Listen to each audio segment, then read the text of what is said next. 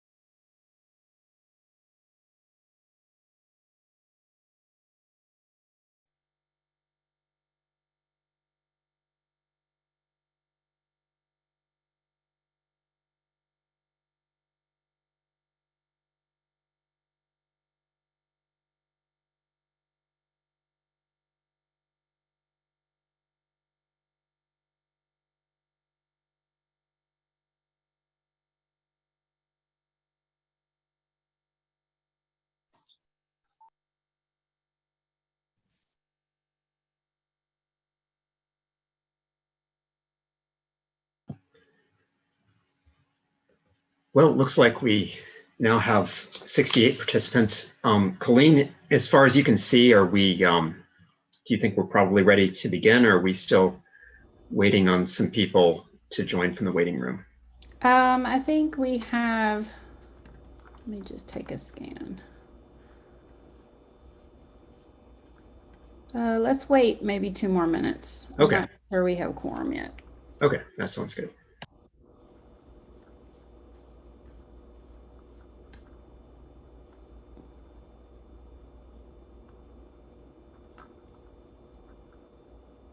Actually, we're good. We have quorum. Okay, well, welcome to everyone to the April 16th Faculty Senate meeting. I'll now call it to order. I know this is a very busy time of the year for everyone, probably the busiest time of the academic year. So thank you for taking time out of your schedules to attend today's Faculty Senate meeting.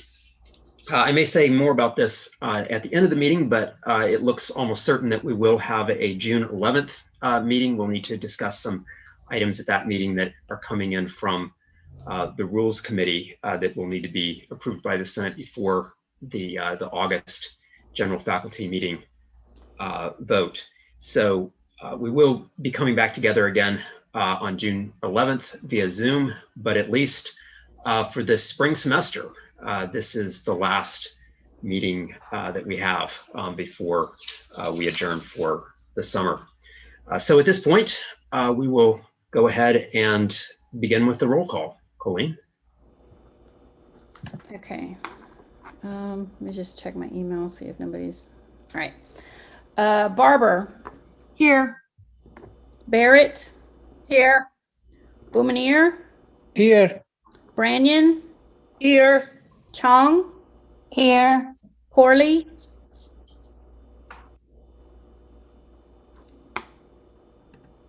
Corley. Deweese.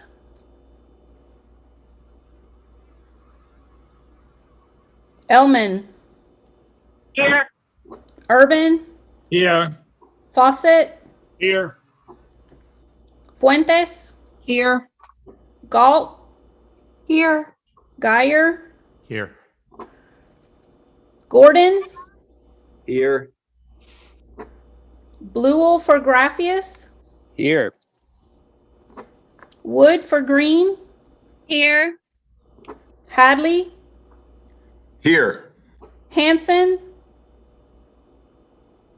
Here. Hill.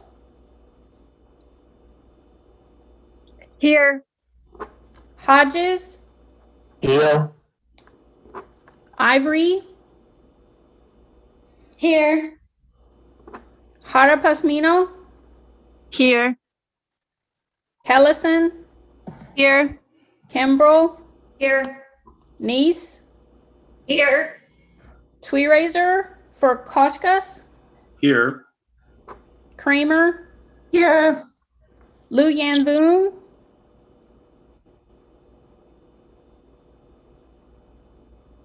Lu Yan Voon, Lee, Here. McKinnon, Here.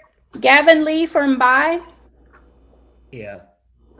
McKendry Smith, Here. McLean, Here.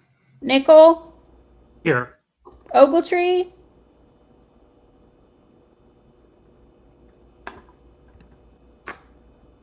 Ogletree, Pasha, Here. Pazani, Here. Pinko, Here. Reese, Here. Richter, Here. Santiago,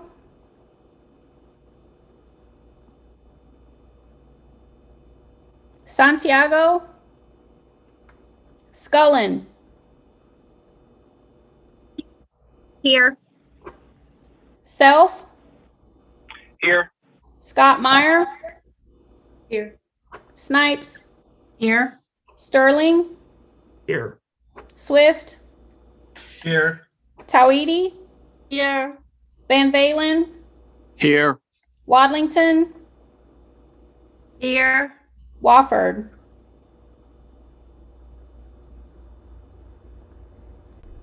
Wofford. Last call for Lu Yan Voon, Georgiana DeWeese, and Corley. Louise is here. Can you guys Okay, gotcha. And I got you, Sarah. Okay, we're good. Very good. Thank you. Sorry, Colleen. Thank No you. problem. No Thank problem. you. Well, thank you, Colleen.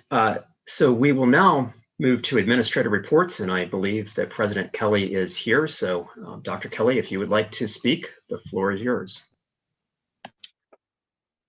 Thank you. I'd be happy to. I've got a number of different updates for you because we are coming to the end of the spring semester. It is the busiest time of the year. Couldn't agree with you more. And we are also at the end of the legislative session. I want to make sure you had all of the details of what the outcomes for that session were and what some of the things moving forward that the legislature is interested in higher education were at this point.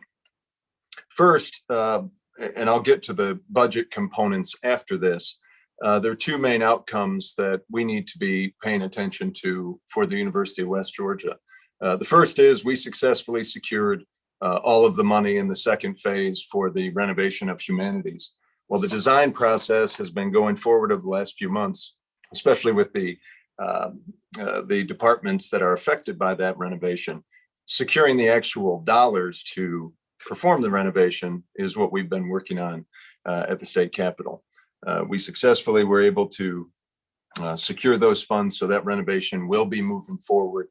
As many of you know, in the Georgia legislature, that comes in three phases. The first, you get approved for a design funding. Design funding simply allows you to make the plan for a capital project.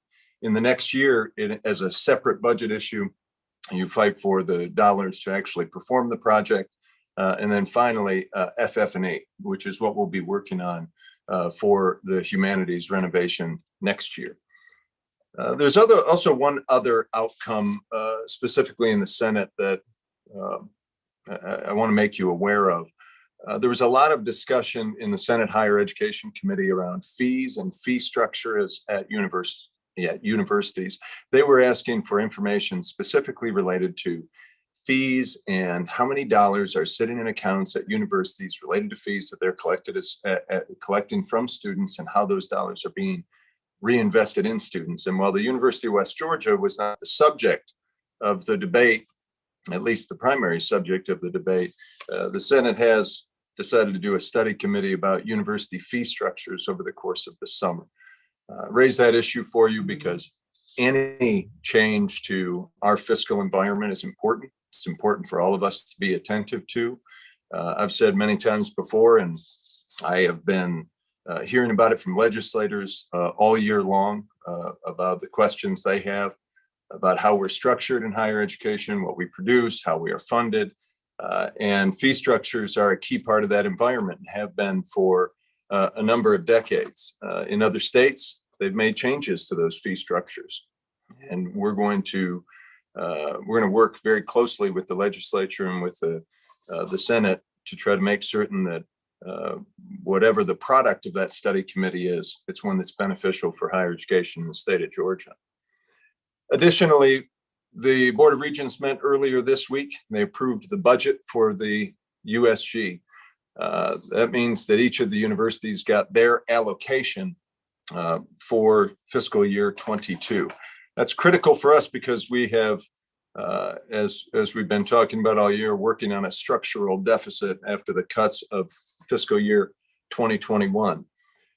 We've been working to negotiate with the Board of Regents in the hope of being able to resolve that structural deficit so that we're put back onto a stable long-term footing for the university where we've kind of evened out the playing field instead of working from a handicapped financial position. I know that Vice President Haven provided the chair of the Senate Budget Committee a memo detailing all of the distributions and how it affects our budget today. But I'll just give you the base overview. We were able to achieve increased funding and some relief from the enrollment decline from 2019. So for those of you unfamiliar, in the USG, in funding per head or funding that comes based on enrollment is worked on a 2-year lag. So if you have an increase, you won't see that increase in your base allocation or the growth formula for 2 years. And so it is with the decrease. Well, we had a decrease in fall of 2019 that was substantial, and we were scheduled to have a $1.49 million hit to our base budget this year, coming into fiscal year 22. Board of Regents voted to relieve us of some of that by only giving us about 1.1 million of that deficit, with some corrections in the legislative session to some of our losses from the fiscal year 21 cuts. It has overall put us in a position where we are, and I'm proud to say it, flat. Flat because we're not working from a hole anymore. Now, that doesn't mean there's new money available, but it does mean that we don't have to concentrate on significant further cuts for the university, and that matters an awful lot in terms of our ability to be successful moving forward. Additionally, it puts a highlight on enrollment. Bear in mind that out of a $240 million budget, this is a $62 million allocation. Enrollment matters a lot for a public university, and it matters a lot for the University of West Georgia. The whole nation is working from a challenged position right now. Nationally, enrollment is down fall over fall from 20 to 21, about 4.3% at the undergraduate level. In Georgia, we're seeing those same types of losses, except we separate them into sectors. So while we have been relatively stable in the comprehensive sector, that's only going to become more competitive. We're still dealing with a year where ACTs and SATs are not required for admission. That creates an entirely new environment, and they've changed the ethics code for enrollment professionals. So now essentially you can go and compete for students who are already enrolled at other universities. And that creates a lot of challenges for us and for other institutions. So I say that because enrollment and retention is every single person's job. It matters an awful lot that we are constantly keeping that front of mind, especially as we go into this fall, since a corrected environment. And what I mean by that is an environment that is relatively free of a pandemic, and we return to having ACT and SAT requirements for admission would balance that field a little more.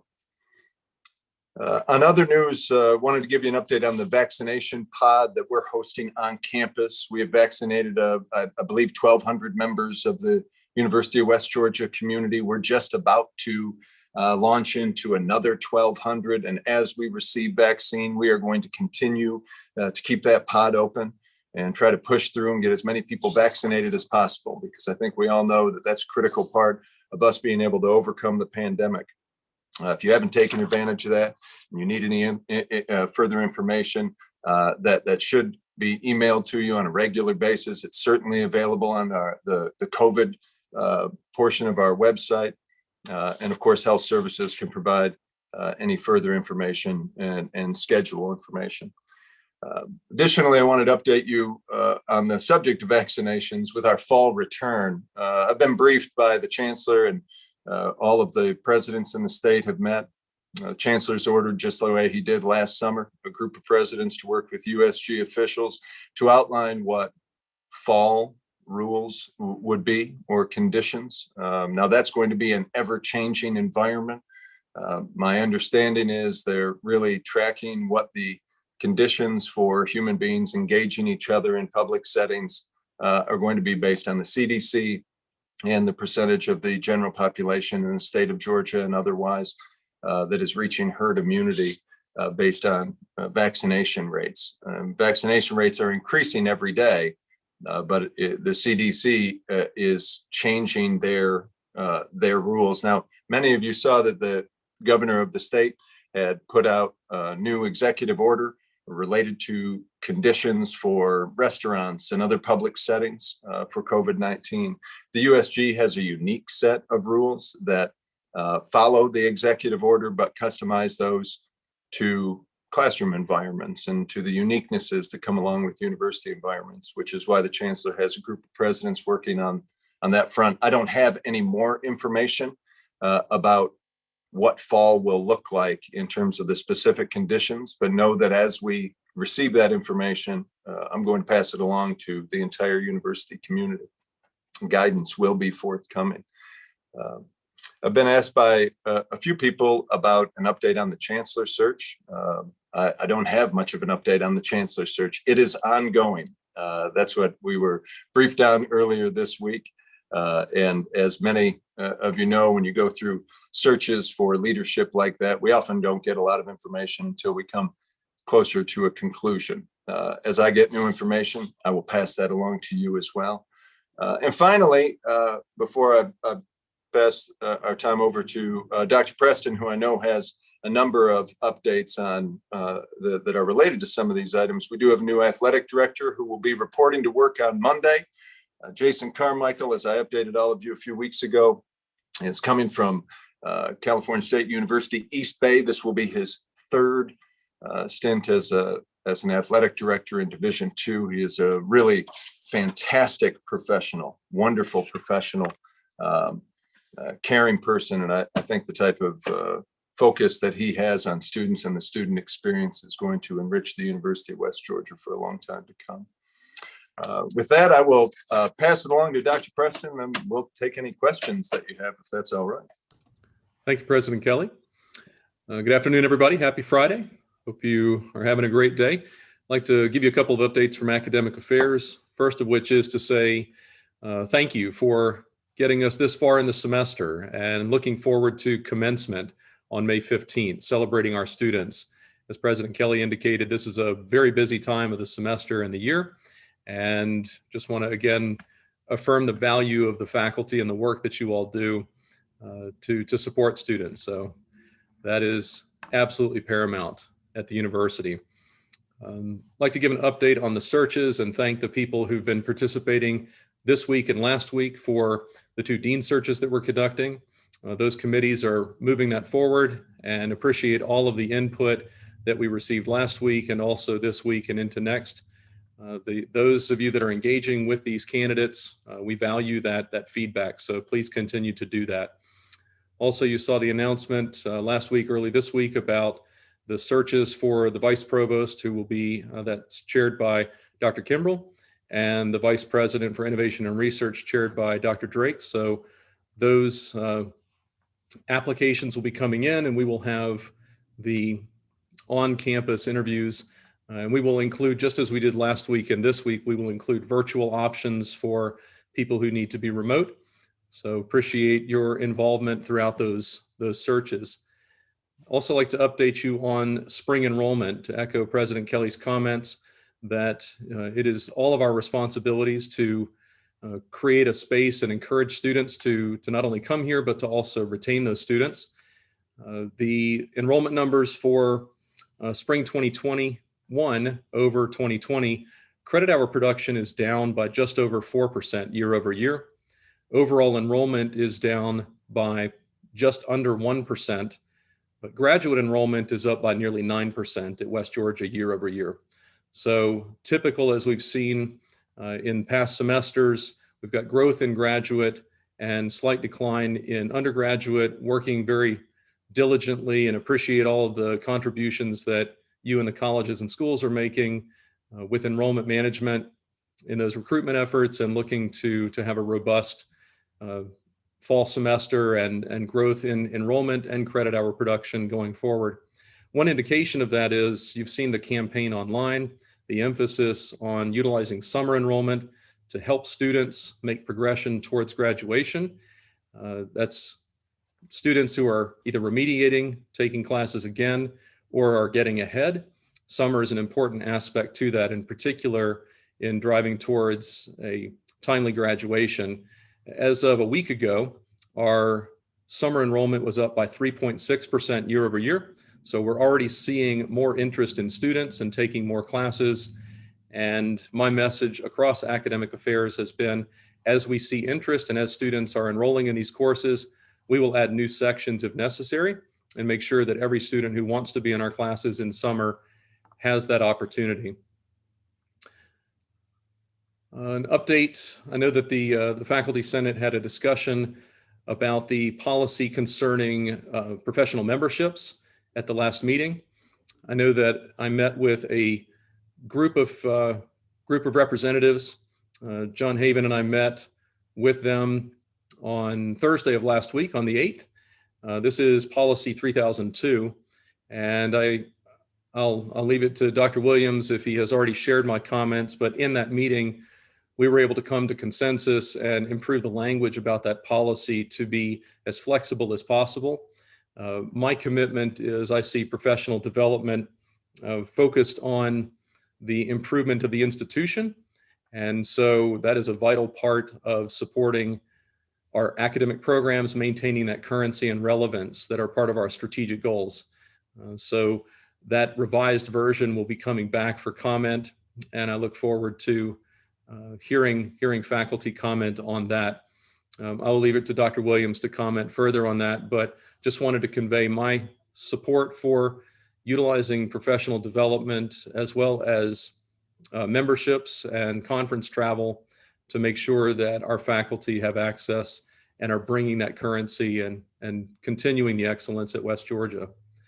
As President Kelly mentioned, we had a great conversation with the Faculty Senate Budget Committee on Tuesday last week, focused on the allocations that the university has been given, give an update there, and so that will be coming from Dr. Kimbrell to the Faculty Senate. So those are updates from academic affairs.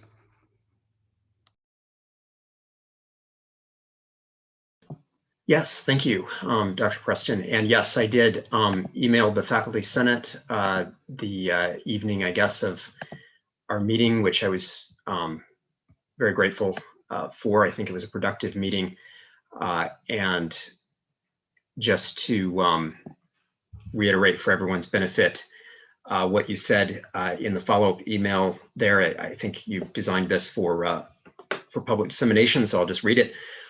You wrote, "I'm very supportive of faculty and staff professional development and believe that having a strong core of faculty is an institutional strength in academics. Consequently, I affirm that professional development, including professional memberships, is of value to ensuring currency in our instruction and supports vibrant scholarship, research, and creative activity. Therefore, such memberships and professional development directly benefit the university and have my support, and I strongly believe in investing in the ongoing professional development of our faculty and staff. The review and approval of professional development and memberships is best carried out with local disciplinary expertise overseen within departments and colleges and schools." So Thank you again. As I said, I distributed that to faculty on April 8th, I believe, as you had requested, but we'll make sure that it goes in the minutes.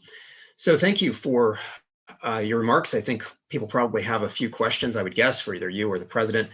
So I'll open up the floor. Some faculty have passed on at least a couple of questions to me, so I'll raise some questions in just a minute. But if anyone else wants to jump in first, by all means, you're welcome to do so. Rob, go ahead, the floor is yours.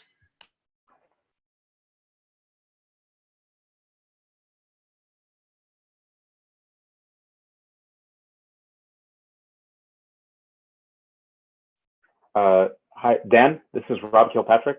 Yes. I had a hand raised, but I don't know. May I ask a question now? Absolutely, yeah.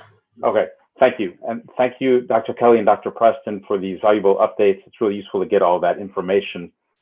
And if I can follow up a little bit on what we just heard about the searches, I note that for the deadline for study abroad applications, at least preliminary acceptance for academic year 22, so that would be really in practical terms, spring 22 or summer 22 study abroad programs is coming up on May 28th. And I know a number of us in programs that regularly send students abroad are interested in what the outlook is for OEA or support structures for study abroad, and in particular in terms of the leadership that may be in place in that office after July 1st. So are you able to provide any updates on a timeline for a search for leadership in that position, and any updates about whether or not that'll be an internal or a national search, and what the process will be for selecting a leader? Thank you. Thank you, Dr. Kilpatrick. I appreciate the question. It's a good one. This is absolutely essential to University of West Georgia, as well as our education abroad. And we are still working through what support and what that structure will look like. So that is top on my agenda to make sure that we're able to convey that to the faculty. The number one in that, regardless of structure, is that we are moving forward with the study abroad process, and the faculty that have those programs understand that we had to pause because of COVID, but kind of picking up where we left off and expanding that and supporting the programs that we had in 2019 and earlier, and making sure that that process for submitting those goes as cleanly as possible forward. So my commitment is to make sure that faculty are able to submit those, that you will have the support needed to make sure that those programs kick off in 2022 in earnest, and we will absolutely do that. Let me get back to you with more details on what that international experience and study abroad will look like. I'm coordinating with Dr. Fortune, and we want to make sure that we are creating that robust support and making sure that that's a growing, vibrant area across West Georgia. A great question, and it's very valuable to the institution. I affirm that commitment. Well, thank you. We have at least two questions on COVID that I'll read from the chat, and then we'll go to Dina. So the first of those questions is, several UWG employees got vaccinated in Alabama at a time, of course, when eligibility was more limited in our state. Is there a place on campus where that can be reported so that the vaccination rates for UWG and Carroll County include those as well? Yes, the easiest way to do that is to report that to Dr. Eric Hine. I have designated him as the liaison between the University of West Georgia and the Georgia Department of Public Health. Okay, well, thank you. And will students be required to present proof of vaccination in the fall?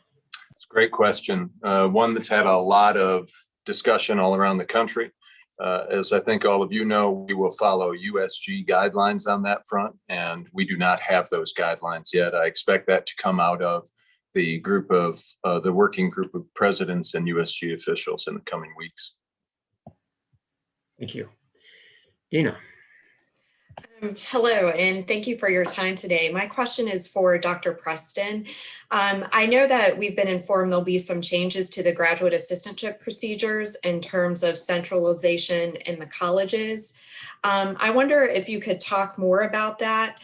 And also, are there plans long-term? And then I do have a follow-up question to that. So. Sure.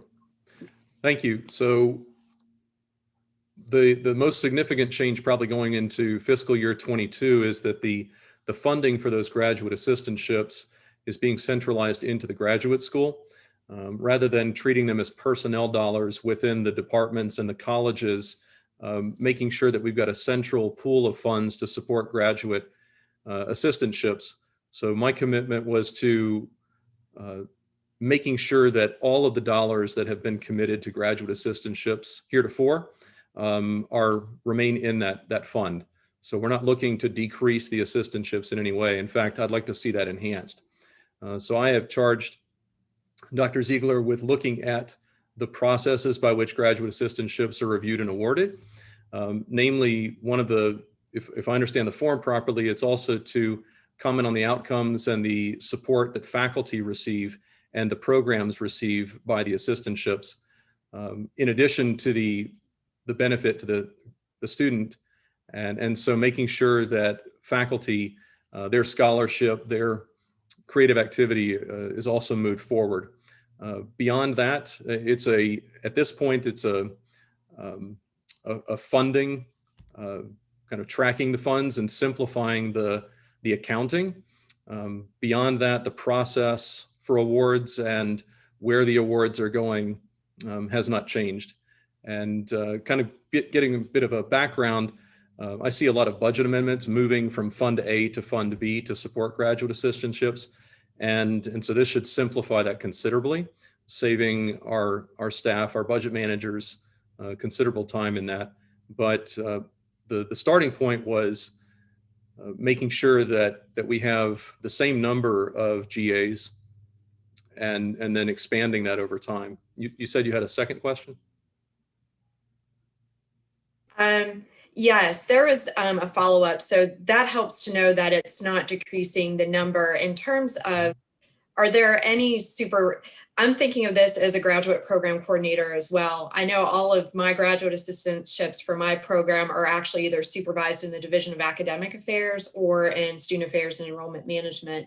But for the colleges, would that change anything in terms of evaluation or supervision? And I may have a third question, but I think I'll leave it now. Sure. Yeah, happy to take Esme. This is an important area, and so I'm happy to dive into it. The real outcome is faculty should be working and supported by these graduate assistantships, and so the supervision of that mentorship and that partnership will remain central to this. So program coordinators and the faculty working with graduate assistants, nothing should change in that regard. By having the graduate school coordinate, this might also improve our tracking of workload. In a former institution that I was working with, we had faculty expectations of grad assistantships, and we want to be equitable about the hours worked based on the stipend and the tuition waiver. We want to make sure that the students and the work that they're doing is appropriate to that stipend and that tuition waiver. And so ultimately, this is a way of helping to track that more easily and making sure that students are working at an appropriate level.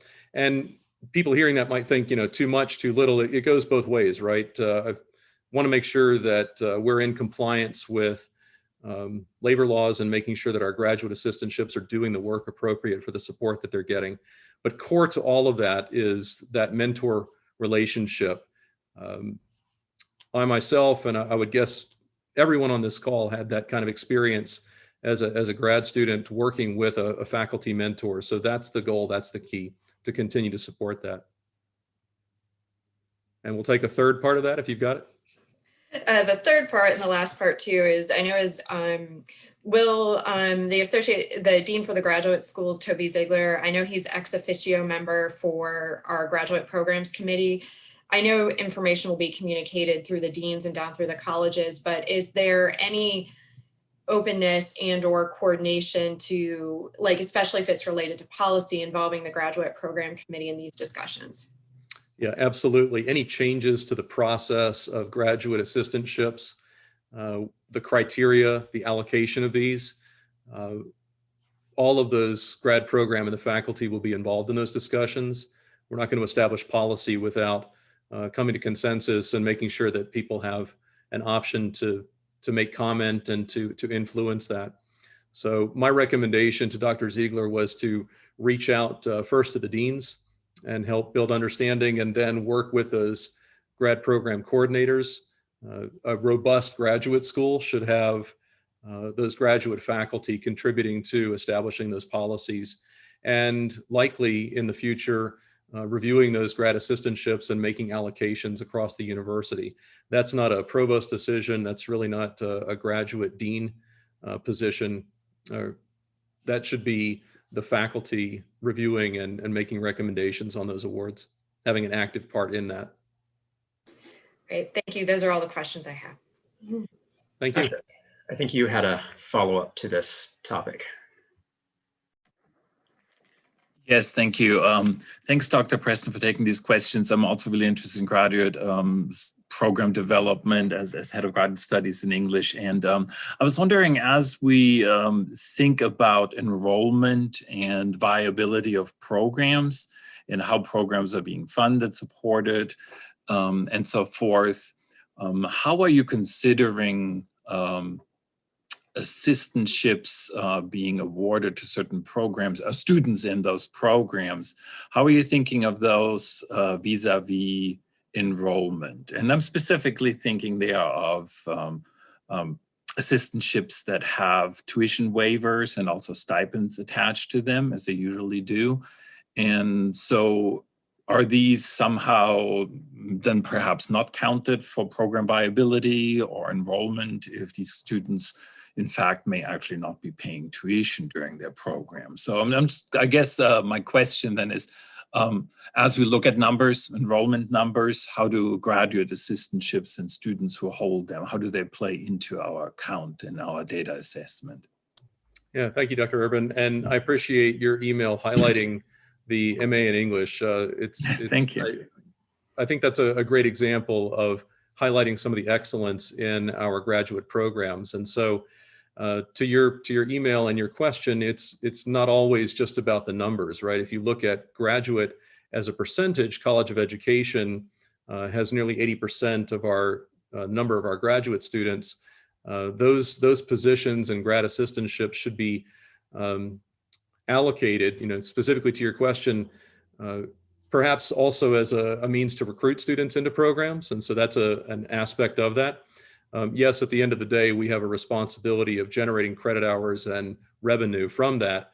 But as a comprehensive university, you all have heard me say in multiple forums that maintaining a robust portfolio of programs is absolutely essential. And so it's a mix of considering the paying students and the revenue coming in, coupled with that robust portfolio. The university has a number of programs that are large and generating quite a few credit hours at the undergraduate that, and this is not just at West Georgia, but is the typical model across the academy, where you have premium and expensive PhD, EdD, graduate programs, and it's a holistic approach to that. So it is a consideration. Tuition revenue and enrollment is a consideration. Again, I would go back to the graduate faculty and the graduate school to have those discussions and make advisory recommendations on what should that pool, what should that allocation look like. But I can say specifically that it's not a ratio that bring in X dollars and get this many GAs. That's a oversimplified formula. Okay, thank you. That's really helpful. Mm-hmm. I have a question that's been forwarded to me. This is probably primarily for you, Dr. Preston, though maybe President Kelly, you would also like to weigh in, I'm not sure.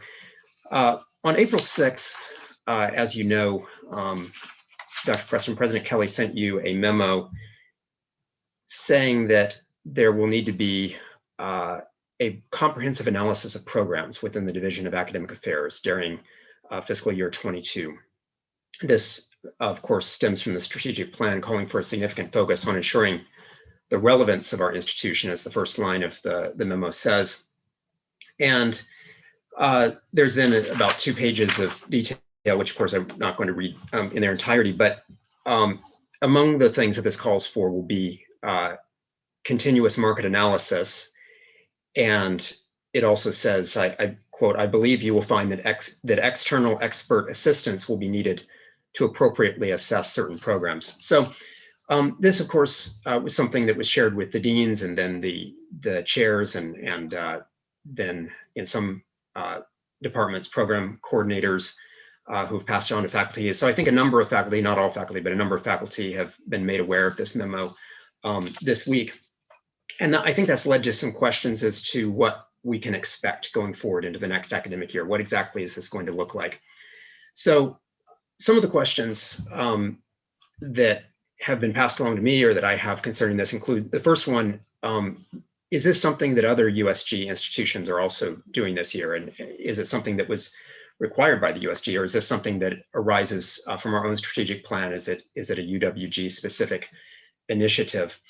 And then the second question, well, actually, maybe I'll just let you answer that and then go to some follow-up questions. Sure, happy to. John, Great question. Dr. Preston, do you mind? Why don't I start? Because I think there needs to be some slightly wider context. 3 other vice presidents received a similar memo. And it is, Dr. Williams, I answer your question. It's both. One, it is unique to UWG in trying to achieve our strategic priorities and the like, but it is not unique at all in the USG. Many other institutions have followed similar or different, but looking for the same outcome processes, trying to assess where they are investing time and money and resources, assets, people, and trying to get the best possible outcomes for the Board of Regents, for the state of Georgia, for the students and communities to which we're in service. The overall drive is one that absolutely comes from the state. We have to be providing justification information for almost everything we do every day. That does not float down, throughout the entire organization, nor should it. That's our job, is to provide those justifications. However, to do that, we have to make certain that we are living up to the charge of the state of Georgia, that we're producing talent pipelines that are, growing the economy, that are creating quality of life, that we have high quality academic programs and extracurricular programs, co-curricular programs, and that includes analysis of how do we conduct business related to facilities and IT. That's why several vice presidents are going through that same type of program analysis. The reference to the third party appears in each of those memos as well. And a lot of that comes from the fact that it is, when we conduct that type of analysis, it is much less expensive for us to often have a service give us insight into our organization to perform some of that analysis, rather than us try to build those processes. That's a common practice, and we want to make certain that when we have processes like these, and this won't be the last time, we'll regularly go through program analysis. Usually the schedule for high performing institutions, for healthy institutions, would be to have some brand of ongoing analysis all of the time, maybe on an annualized basis, and then every 5 years. And we're at the beginning of a strategic plan, so it's important for us to do a comprehensive review right now to be able to assess our landscape and then be able to build from that assessed landscape moving forward. And I think it's particularly important because we're about to be in a post-pandemic era. And the pandemic has made an indelible mark on institutions all over the country, ours included. the state of Georgia included. And we don't know all of the implications yet. We need to go do that assessment. So having regular analysis of how we're doing business, how we're spending money. We're a very highly regulated industry anyways. Most of my time is spent with regents and legislators and all those who are holding our institution accountable for playing the incredibly impactful role it has played, continues to play, and must play in the state of Georgia. I want us to be on the winning end of that argument all of the time. And for us to do that, we have to make certain that we are checking our backyard through formal processes that we can then present to those accountability structures outside of the institution so that they have as much faith in our health, wellness, and productivity as we do. So these are going to be ongoing processes. It's not an isolated one inside of academic affairs. In fact, the reason why we have 4 vice presidents working on that is one of our divisions already went through that process over the last year, and we have the outcomes of that. So, and are kind of moving in a new direction on that front. Administrative affairs, business and financial services, student affairs and enrollment management, and academic affairs are going to conduct those processes now. In my experience, they're incredibly revealing. They tell you lots about who you are. I mean, and what we have the capacity to do, and what maybe we thought we had the capacity to do, but we aren't as strong as we thought we might be, or as well founded. So these processes are really, I think, a spur for innovation and investment in places where we're already performing at a high level. And with that, Dr. Preston, you can fill in the details for academic affairs. Yeah, thank you, President Kelly. I agree that to your question, Dr. Williams, it is both. As an example of it, so it's a unique proactive approach that we are embarking upon, or pseudo-unique, but we are asked by the USG to annually report average 3-year rolling average graduation rates. That, as I understand it, that's at the tail end. This process of comprehensive analysis of programs really starts at the beginning. And rather than reporting out those graduation rates to the USG, this allows us to ask questions and gather data at the beginning of that process to say, what are we doing about student inquiries on a per program basis? Where is student interest? Where is the market for our programs? What are our enrollment numbers? How are we doing on retention and progression? Not necessarily at a global university level, but on a per program basis. So we have the opportunity to improve and to adjust to make sure that we're able to answer that question to the USG on the tail end of what are our graduation rates. So it's a kind of a total quality management approach of saying, let's not wait until the automobile gets to the end of the factory line to say, hey, where's the problem, but to really address and make improvements all along that way and be able to improve our programs with the data that are revealed through this approach.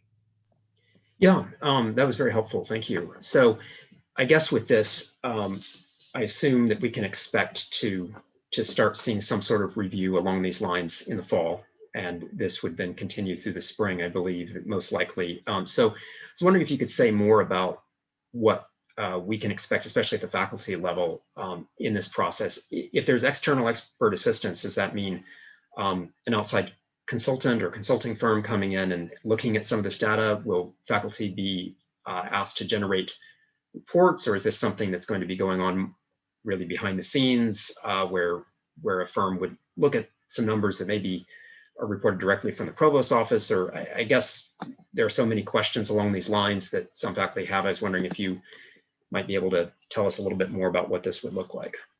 I will. This is not my question to answer, Dr. Williams. However, I will say I did give Provost Preston that memo on April 6th. He might not have all the answers to that question yet. It usually takes some time and discussion and analysis to ferret out what all of the roads through the process are. And I've given academic affairs a much longer timeline because having been through this process as an academic affairs leader, it just simply takes longer. And it's a much more thoughtful review. I'll add on 2 points to your question, Dr. Williams. One, wherever institutional research can assist in gathering data, we're going to leverage that as a resource and not put that burden upon program coordinators. That those kind of data are easily gathered automatically, but there are many things that you can't get out of a database. One in particular, as a good measure for an analysis of programs, is what are the programs doing co-curricularly outside of the classroom? Inside, certainly connecting to businesses and to our partners in the community. These kinds of things are really the highlights that faculty and program coordinators can easily generate that data in a database would not. And part of our analysis of programs is going to include the totality of these programs, the robustness and the richness of them. So I don't want to lose the fact that it's more than just the numbers. Also, you asked, is this is a third party, or are we going to be given this review? That might be a jumping off point, some of these raw data, but really key is going to be a discussion among the faculty. The faculty are the expertise, the experts, and have expertise within their disciplines. And so they should be driving these conversations. This isn't a provost or a dean saying, explain the program, or here is the data. It's really a conversation among the faculty to say, where are we and where would we like to be? So it's at the heart of this, it is a very shared governance participatory process. And to President Kelly's comment, the reason that I don't have a full, here's how it's going to work, is the first part of that is having conversations among the deans to say, here is the goal, here is the charge, and then really empowering, kind of back to that professional memberships that you heard me say, or I wrote in my response, and that you quoted, that local disciplinary expertise really should be the starting point here. And so I value that, and this process will certainly value that.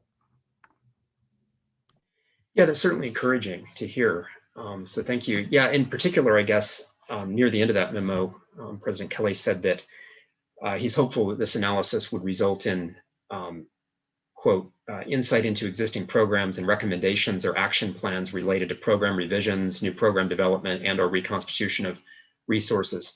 So I guess once this data is gathered, especially if you have an outside consulting firm analyze the data, my experience is, and we'll see if I'm, this could follow a different process, but my experience is there's usually some sort of written report that's produced that summarizes the data and then makes whatever recommendations based on the questions that have been submitted to the consulting firm.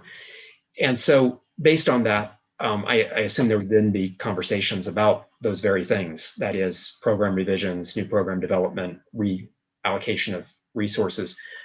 What role do you see faculty playing in those conversations? Is that the sort of thing that would take place through focus groups or through faculty senate committees or town halls?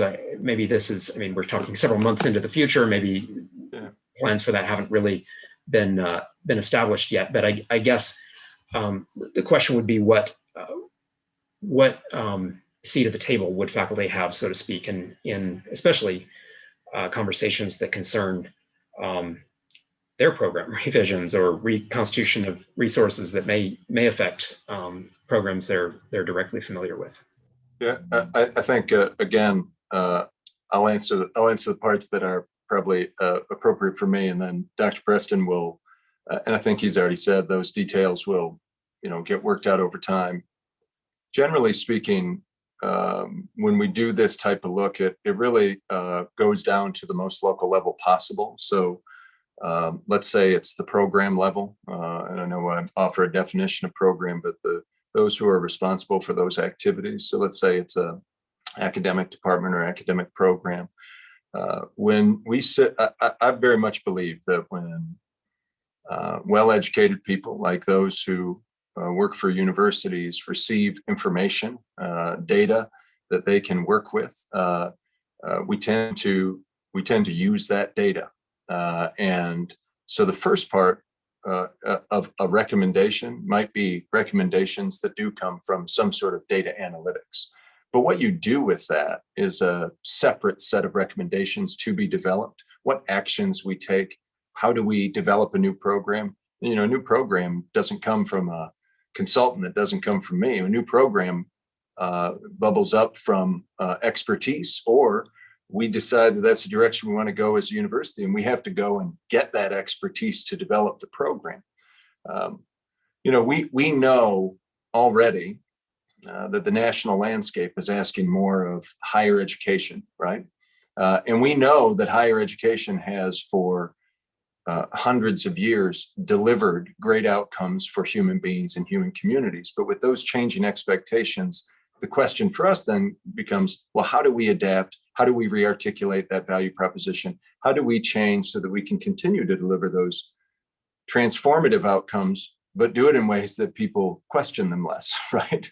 And I say that because, you know, just this week, we got the newest survey data where 47% of adults in the United States are looking for an alternative for their children other than college, because they're uncertain whether the investment in a college education is actually worth the return. Now, I believe that is a false conclusion on behalf of those 47%, but it's there, and that number has been growing every year for the last 10. We have to then revisit what we're doing and saying, okay, well, how are people arriving at that conclusion based on the fact that we're doing such great things?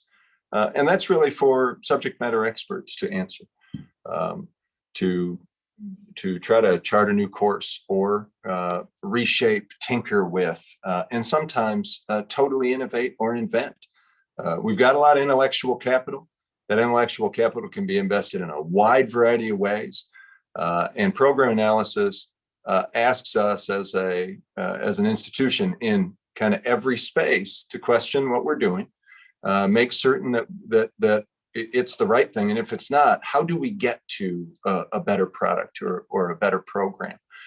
So those recommendations really come directly from within the institution, using data analytics that are coming from a wide variety of different places. So it's really twofold: recommendations that are made based on behalf of the data analytics, and then what do we do with it? It's premature to talk about format. In my experience, that's really been conducted within colleges, driven by deans and program coordinators, department chairs, in concert with faculty, because we tend to get the best results that way, and deans have the most localized knowledge to be able to work with the collective. But again, I say that based on my own experience. It's really up to Dr. Preston. Yeah, I'll echo that and perhaps give an example of what this might look like.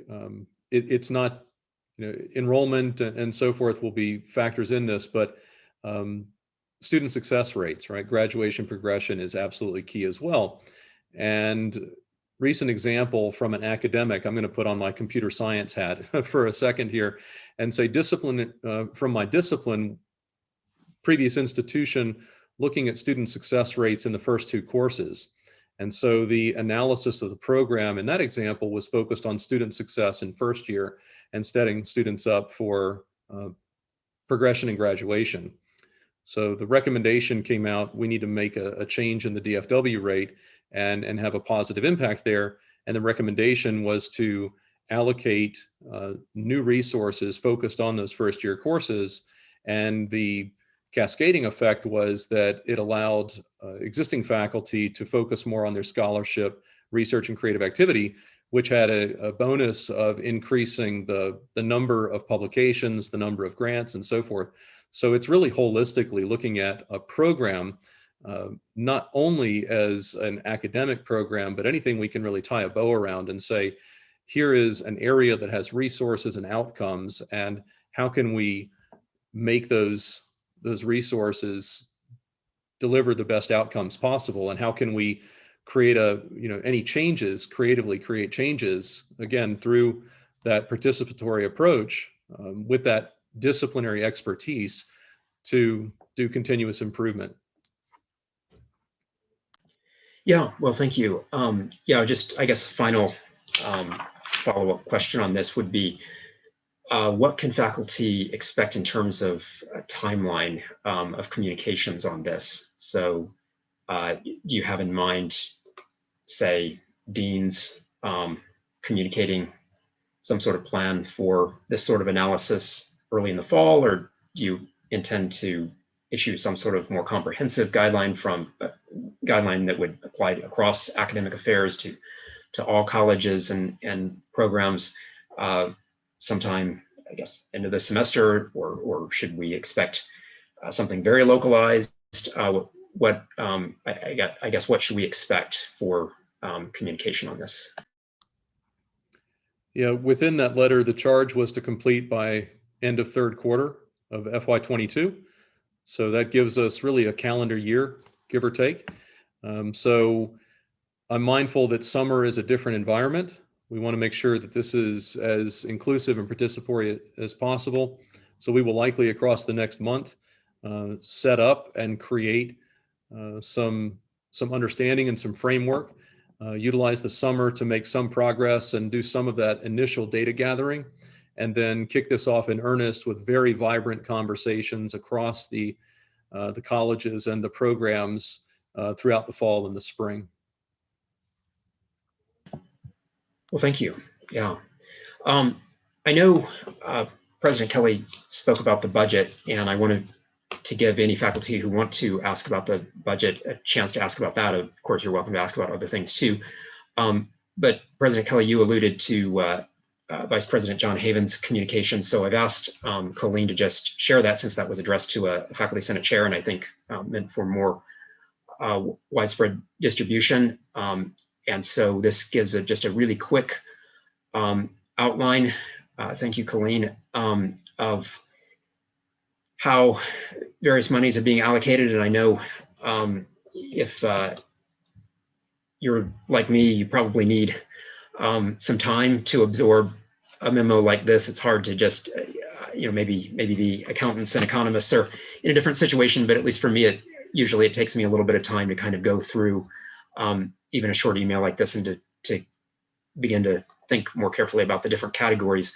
So this may be something that would be best absorbed over time rather than instantaneously.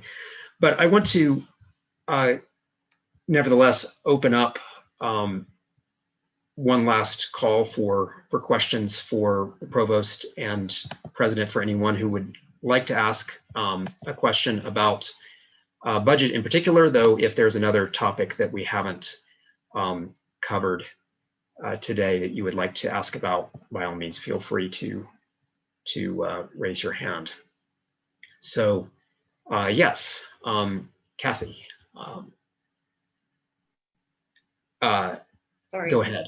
My question isn't about budget, so do you want to wait until other questions about budget have been asked? Well, I haven't seen anyone coming forward to ask about the budget. So what I think we'll do is actually just include this brief email from John Haven, this paragraph or two, in the meeting minutes for people to look at, and we'll move on from here. I don't know that anyone wants to ask about the budget right now, so go ahead and oh, I'm sorry, Gavin, you have a question about the budget, so we'll defer to you, and Kathy, I'll come back to you in just a minute. Gavin, the floor is yours. Dr. Scott Meyer, I'm sorry, forgive me. Hi, thank you, Dr. Williams, Dr. Preston, and Dr. Kelly for being here and arranging this. I have got a question on that, on the email from Mr. Haven. The final sentence, ensuring equity between departments and colleges. Some inequity is historical, some is a byproduct of the real. Well, sorry, I don't know why I read that, because we can all read. But what does that actually mean, please? Could you sort of, could someone flesh that out for me, or if John's here, would that be possible? Yeah, I'd be glad to. Hi, John, thank you. So this comment goes back to when I first got here. I interviewed with all the different deans and some of the chairs to get a better understanding of the problems that I was facing when I first came here, particularly with regarding to the budget. And a number of the administrators that I had talked with had tried to bring to my attention that over historical times, some schools had more resources, either budgetarily or by what they were able to generate on their own. Some schools naturally have more ability to generate organic funding than others. And then through the restructuring that happened in the course of the last year, creating new colleges, collapsing colleges and programs and things together, that it potentially created some inequity on how dollars were arranged between the different colleges, and as well as how staffing was put between some of these. And I know these are things that the provost is actively trying to figure out how to better balance. And Okay, so is that thank you for that, Mr. Haven. So is that kind of sort of watch this space as the historical and reorg inequities are trying to be balanced or rebalanced? Is that correct? Right. And that's where you heard the earlier conversation from the provost about, you know, how are we better managing the graduate student dollars? And again, trying to make it so that it develops the best impact for the entire institution. I understand. Thank you very much. Thank you very much indeed. My pleasure. David Nicol, I assume you have a budget question, right? Yes, I do. Go ahead. A couple of questions. One, there's a lot in here, and it's something that was brought up earlier about how you're looking for us to help with recruitment and retention. So what exactly do you have in mind for that? The second question is, because recruitment is so important, how much money are we investing into that? From me personally, I don't have a number right in front of me on what we have from a recruitment retention. I think categorically how we align dollars, in a lot of ways, what we do every day, every contact that we have with a student or a potential student is recruitment and retention. So I don't feel like it just fits into a bucket really well. We're able to do that with marketing and say, hey, here's marketing dollars. But, you know, to the big six that the president has talked about, that students say makes a difference as to whether they go to college and stay in college.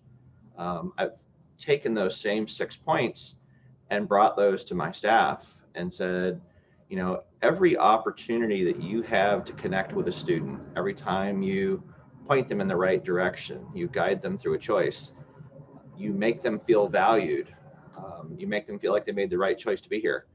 Every one of those is an interaction that is part of recruitment and retention. So it doesn't necessarily have to mean that everybody goes out and does a bunch more work, but it is being intentional in our interactions with the students. And I know a lot of faculty do a great job at this anyways, but it's just being more cognizant of that. And maybe the provost wants to expand on that some, or Dr. Kelly.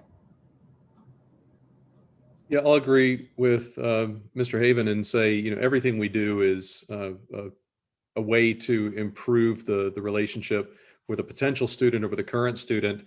I'll point back to Dr. Urban's email that he sent me when I met with the department, highlighting. So he provided me some student highlights of some of the great things going on in the MA in English, and generating those stories, the work that faculty do in mentoring students inside and outside the classroom, being able to tell those stories and capture those. So specifically to your question, you've heard me say in other forums, Dr. Nicol and others, that we need to also make sure we're capturing these events and capturing these stories of our students and our faculty's successes and promoting that creates this destination university where potential students are interested in coming to West Georgia and our current students are retained. So it's holistic, and the faculty are doing things, and we're looking to make sure we're telling those stories. And part of that program analysis, as I mentioned earlier, is also it's not just about enrollment numbers, it's also about the robustness of our programs and what kind of environments are we creating for our students. No, that's fair. I am curious. Do we have an understanding what the impact will be if we follow through on all of this? So you've laid out a program. What is the expected results after we do this? Will we see an increase in enrollment, an increase in retention? Do we have a goal in mind that we're shooting for? When you say laid out a program, could you clarify that, please? Well, again, we just had discussions about what Dr. Preston was talking about doing the stories and implementing that and incorporating that and helping students out. Ultimately, as you've discussed before, everything boils down to a metric. And if we're not measuring it, then we're not doing it.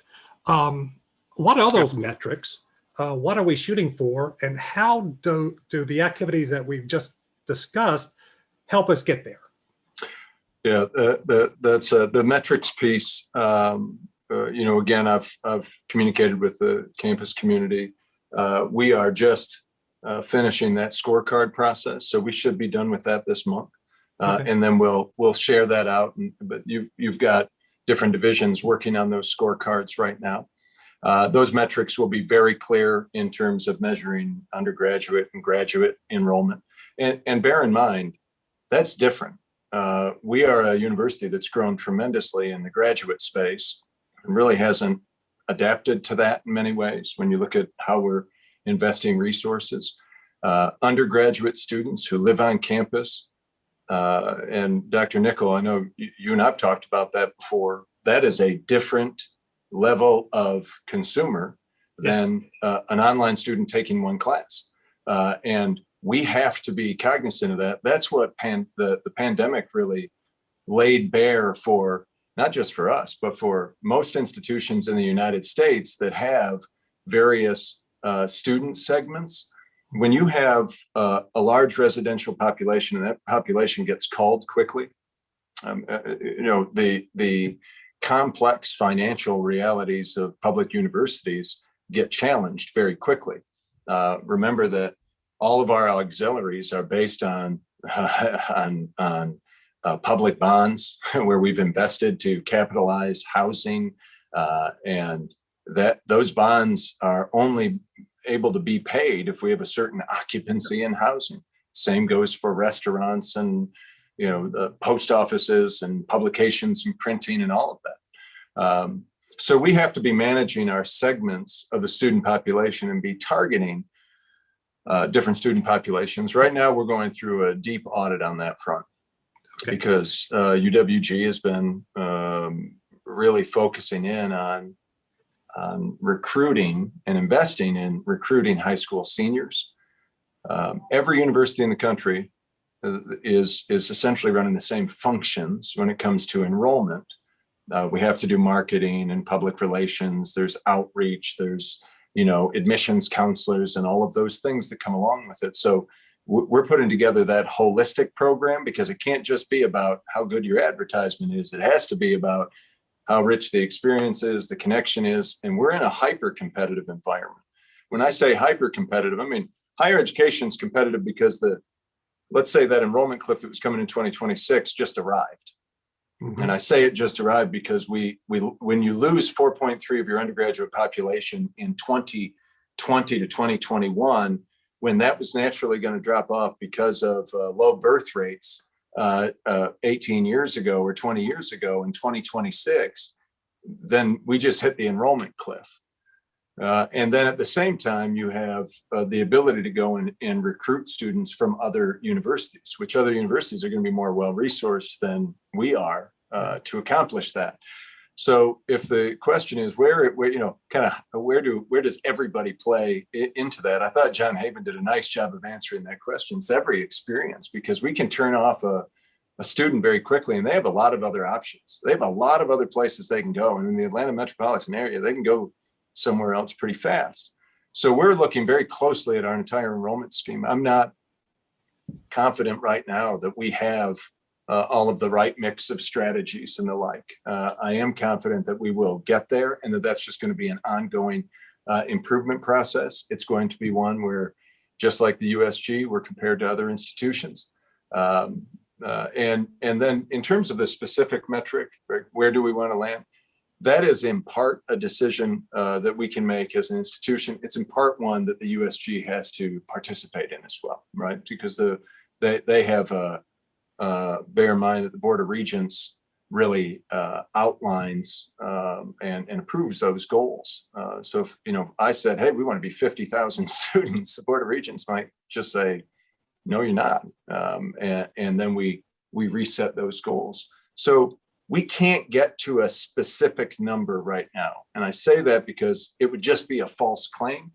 The pandemic has disturbed the economy of higher education so dramatically that to pick a number is problematic. We can at this point, though, say, here are the number of on-campus undergraduate students that are living here and eating here, and we concentrate on that population. We can do target numbers there. We can target numbers of graduate students, which we want to grow. We can target numbers of online students, which we want to grow. We can target dual enrollment students, which we want to grow. It's just all of those audience segments that'll roll up to a metric institutionally that'll just be raw numbers of undergraduates and graduates. But inside of colleges, it'll be much more segmented and get down to, what specifically are we trying to achieve? For instance, it might be a metric where Dr. Neese referred to her program and the cadre of graduate students who come to the University of West Georgia to study higher education, leadership, and then transition into the industry. Well, if those are full cohorts, then our metric might be quality of cohort, right? Who are we attracting? So it'll be an ongoing process of devising those metrics, but they're not metrics that just live institutionally. The university scorecard is where everything rolls up. That is what I'm communicating to legislators, to the chancellor, to the regents. But those scorecards that exist in division, we'll start with a set of metrics. We'll also mature those metrics over time in a changing environment. I suspect that the audience segmentation that I just talked about will still be true, even though we'll put numbers with it. That's still going to be true a year from now. But a year from now, the undergraduate enrollment across America and in Georgia is going to shake out a little bit more, at least by next May. I suspect by next April, we're going to have much better insight into where we can land, not just where we want to land. Okay. Just to follow up, and one, I do not disagree with anything you just said. So just to be clear on that. What I am pushing for, well, one, you brought up an interesting point, and that's about the USG's role, because it sounds like they've just introduced cannibalization into the equation, that we can cannibalize from other schools, which does not sound like a very good use of USG resources. I'm sorry, Dr. Nickel, that's not USG that introduced that. That was the National Association for Enrollment Professionals. They changed, I believe, and I'd have to ask Dr. Fortune or Dr. Barlow to give me the specifics. I just don't have them off the top of my head. But they changed their code of ethics, which changed the environment. All right, my apologies. But even with that, I know that a lot of our student loss is going to Kennesaw State. Is there any discussion, and I'm getting off my original topic, but I do want to ask this, sort of discussion at the USG level that caps universities, that Kennesaw State does not have the infrastructure to take all the students on that they're taking, yet they're still taking them. And we seem to be bearing the brunt of that. Is there any discussion at that level? So one, I can't say for sure. I have not seen any data that would specifically draw a direct line between kind of a cannibalization Kennesaw from West Georgia. That's not to say that it's not accurate. I just have not seen data that would make that fully true. Two, the USG has an enrollment monitoring system. I am not aware of caps, but enrollment thresholds are managed by the USG. For instance, when a university starts to grow too quickly, it gets monitored by the USG because it does have to compare, who's going into that university compared to the resources the university has to serve that student body. The second piece is if a university starts to shrink quickly, then the USG puts them on a monitoring, and that is reported on a weekly basis. For instance, the drop in enrollment from fall of 2019 here at West Georgia put us on an enrollment monitoring course with the USG that we maintain until today. So every single week we're reporting up all of those numbers so that they're able to manage, understand the landscape, and then assist institutions in navigating where they need to land, if they need to make adjustments and the like. But CAPS, I have not seen any data or policy or procedure related to that. Okay. Thank you, Dr. Kelly. Pleasure. Okay, Kathy, I think the floor is yours. Okay, my question is about, it's really addressing a rumor, I think, more than anything, but I want to put this out here because we had a very long discussion about this at our department meeting. There is a rumor that there is a workload change in the future based on a 15-hour metric. And the rumor is based on the fact that it was applied to this past year's workload report. It was suggested that perhaps this might be to account for the additional service that we've all been taking on, particularly the PCs and heads of graduate programs, since the reorganization of particularly CACSE. It looks like it may impinge on research. And I'm also curious about what, if this is in fact something that we are looking at going forward, what's the impact for course releases for our PCs and or other administrative releases? Thank you for the question. Happy to clarify. There's been no change in workload expectation for faculty. My request that David Jenks was heading up the report that we typically get, I added a column in that request. And if you look at the faculty handbook, it discusses workload, talking about teaching, and then in a separate section, it talks about service. So my request was to bring those two things together in a single report that allows to account for all of the faculty work that's happening. But so it's a modified version of the report, but there's been no change in expectation of faculty workload. We still have teaching, we still have service, and then we still have research, scholarship, and creative activity, and the ability to support all of those.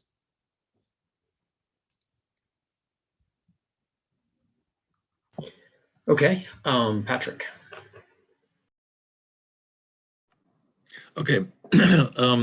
Yeah, this is maybe a better question for Dr. Fortune, but I don't think he's here or usually comes to faculty senate meetings. But so I'm posing it here. Just this is anecdotal, but a couple of years ago, I regularly taught some XIDS courses with primarily freshmen and sophomores. And one of the topics we covered there interdisciplinary was police brutality, policing, racial justice overall. And I wanted to pitch it more as a national conversation, but really it became clear directly that the students only wanted to talk really about this question here on campus in their direct lives. And really this question was triggered for me in our conversation about enrollment earlier. And so I'm wondering in how far the university with university police, with enrollment, student affairs office is working on really coming to understand and how far policing impacts our student culture and may in fact, in addition to it being a social justice issue, may in fact be contributing to attrition. And again, just to narrate from my personal experience, many of the students, especially who were African-American and Latinx in those classes, spoke that was their primary negative experience at Georgia. I mean, at the University of West Georgia.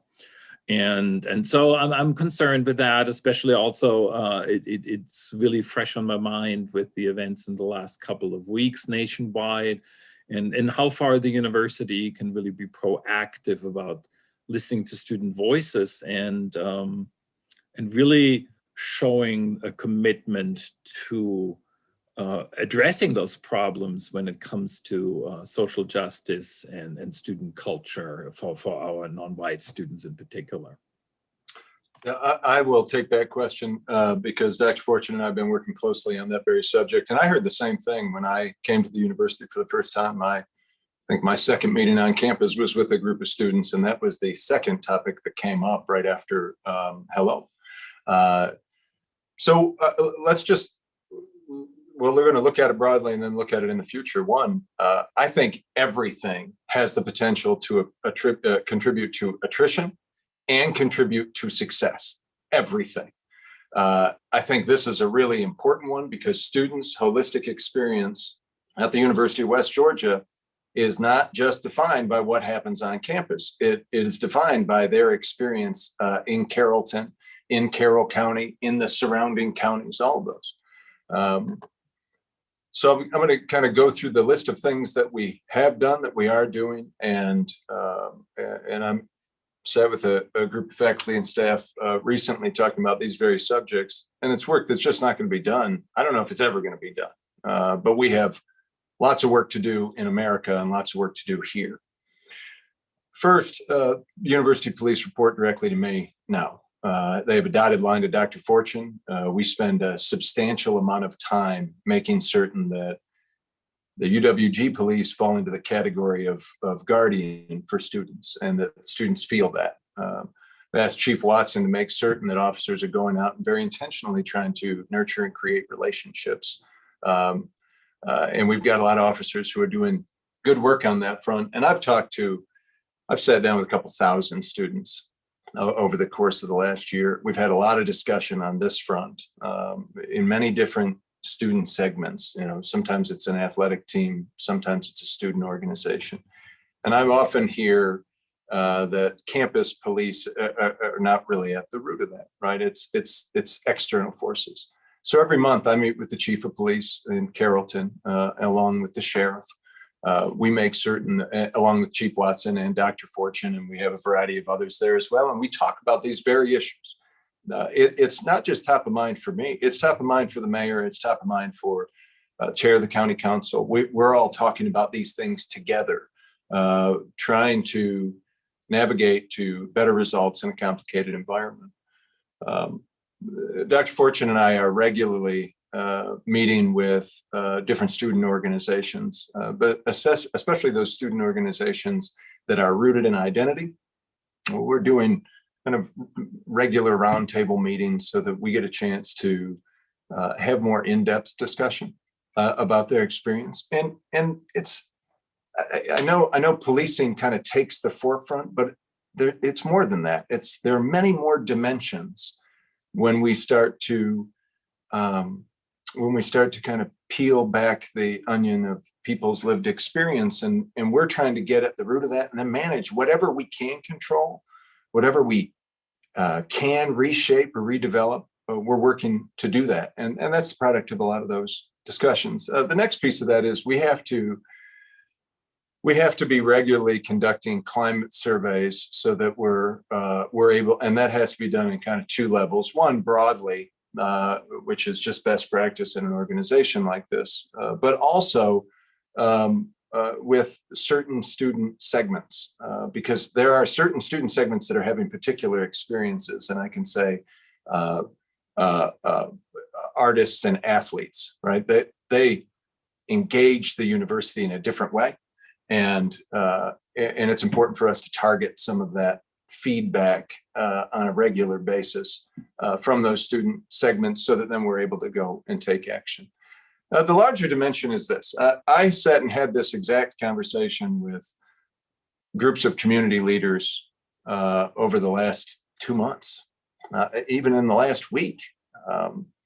And I've made it very clear, look at if the University of West Georgia is going to be successful, and Carrollton, Carroll County, Douglas, Coweta won't be successful if we're not, then we all have to be very intentional about making people excited to go to college here, to go to graduate school here.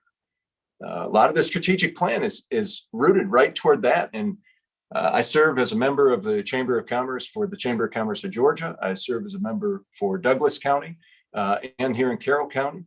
And I talk to all of those community leaders saying, you know, business doesn't run without, in a university town, without the university being successful and students being excited to be here. So we're right now working very proactively with the city in particular to reshape the experience of Carrollton around a university town. We were just starting down that process in Newnan as well. Of course, Newnan has faced an EF4 tornado that has just devastated that city and that county right now. There are much more complicated issues which we're assisting with, but we'll continue to work on that front over time.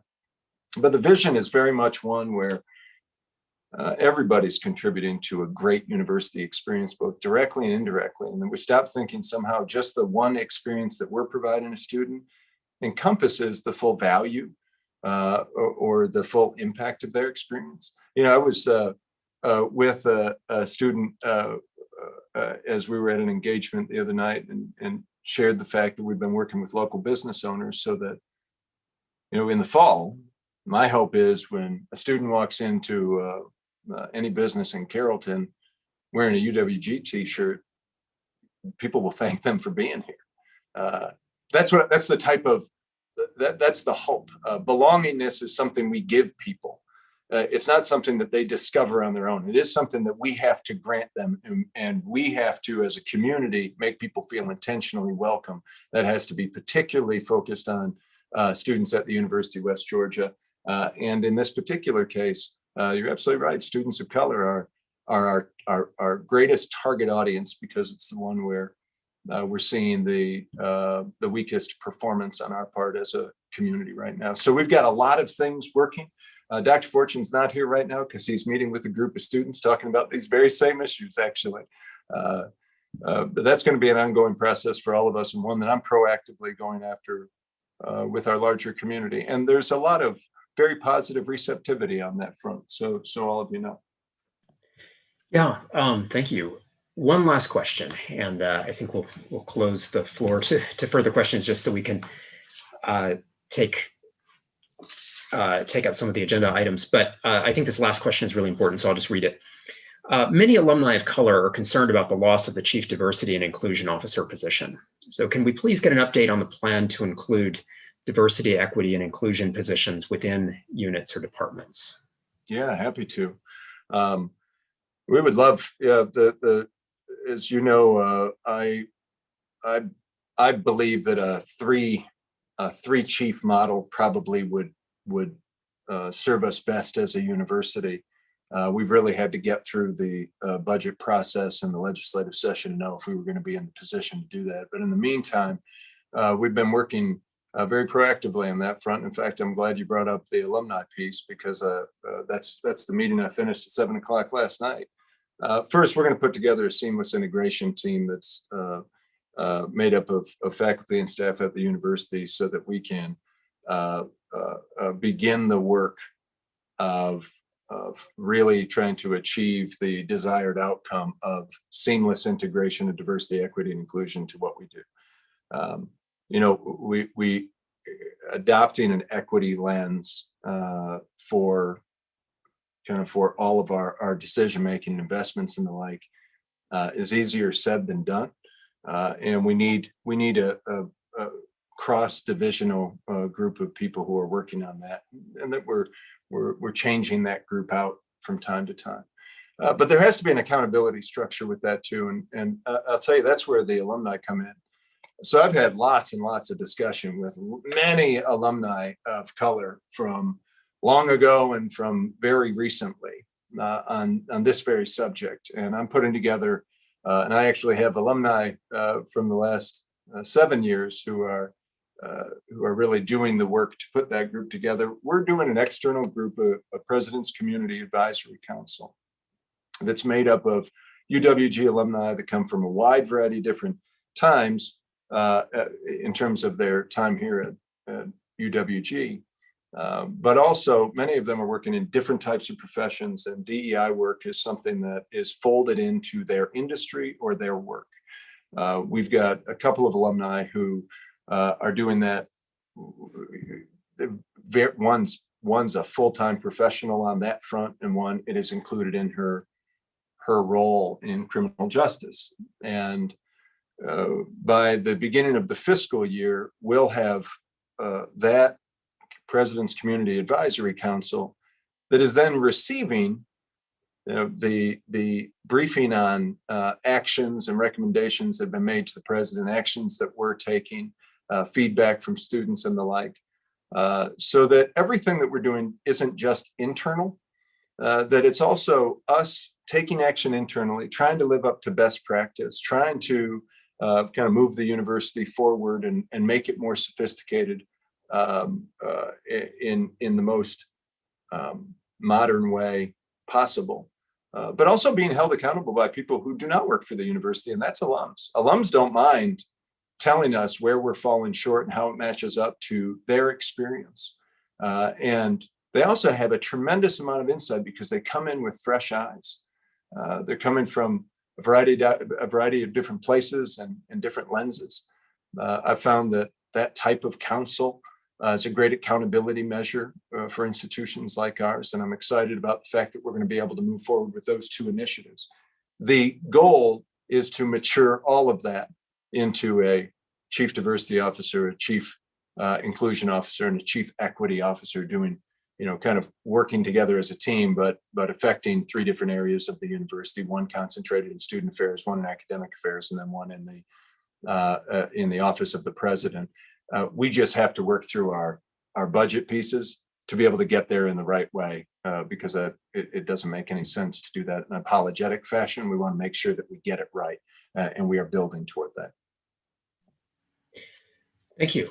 It's been kind of a marathon Q&A session, but thank you for answering all those questions. And if there are any faculty out there who didn't get a chance to ask your question, I apologize, but we'll need to move on at this point. I think just to make sure that we approve some essential items or have the opportunity to vote on some essential items before we hit our 4 o'clock deadline.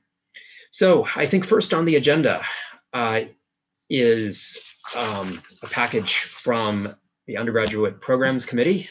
So I'll turn the floor over to Rosemary to introduce that.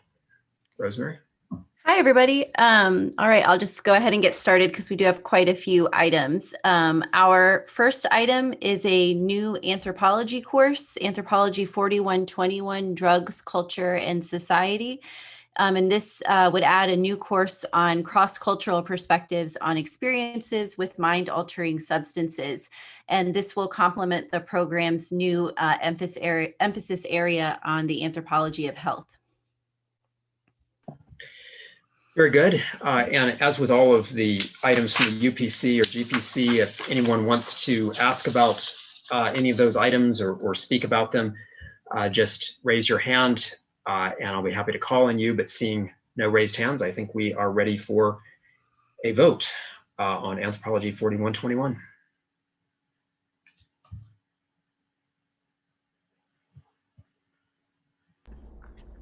Looks like it passes. Very good. Okay, Rosemary, back to you. All right, our next course is French 4100, French Film Internship. This would add a new course that is connected to some of the French Film Festival events to help introduce students to the French film industry, also, and thinking about that in comparison with the United States film industry. And this course contributes to both the French major and minor, as well as the Film Studies minor and the BIS in film. I think we're ready for a vote.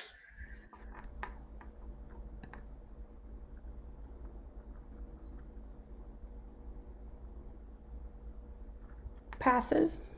Very good. Okay, Rosemary, I think chemistry is up next, correct? Yes, and we will take the next two items as a block. So this is the deletion of Chem 150 or 1151K and 1152K. These are deleting courses that were replaced by some courses that the Faculty Senate approved back in February. So we reactivated Chem 1151 and 1151L as two separate courses, and same with 1152. So now we're just deleting the courses that replaced. And again, I think we're ready for a vote.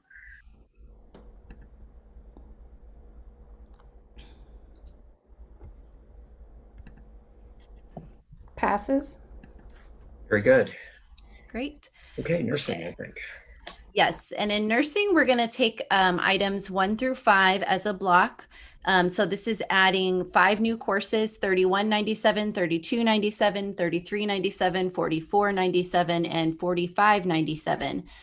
These are all new online courses that are part of a collaborative USG effort among RN to BSN programs, and this is going to be through the E-Major program.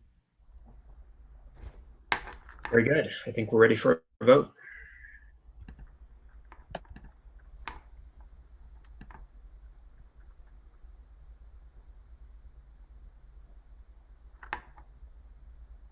Passes. Okay, Rosemary. So the next item, Nursing 4508, this is related to the courses that were just approved. This is a modification of an existing course, and that course will now serve as the clinical practicum component of Nursing 4597, which was just approved in that E-Major RN to BSN program. I think we're ready to launch the poll.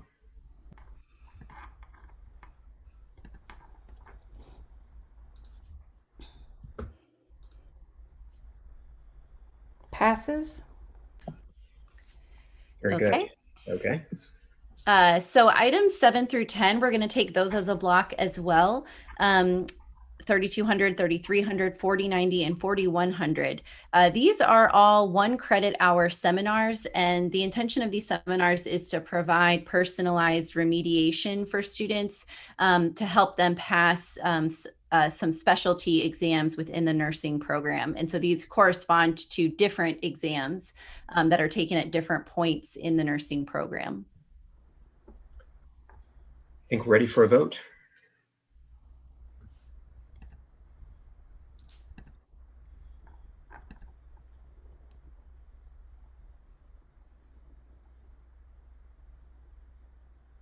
Passes. Very good. And Okay. Rosemary, I think University College is next, correct? That is right. And so here we're going to take items 1 and 2 as a block. So these are pathways within the BIS degree. And we just implemented a more formal process for approving BIS pathways. So this is the first time that these have been brought to the Senate. And a pathway in the BIS degree is sort of like a concentration in another major or a track within another major. And so the first pathway in forensic science and investigation, this draws on anthropology, biology, chemistry, and criminology. And then the second pathway in religion, this draws on anthropology, art, criminology, history, philosophy, political science, psychology, and sociology. And so these provide pathways that students in the BIS program can choose to focus in. I think we're ready for a vote. I'm having an issue with the poll. If you'll just Oh, okay, no problem. second, sorry, trying to fix it. All right, I think I've got it. Yep, I see it now.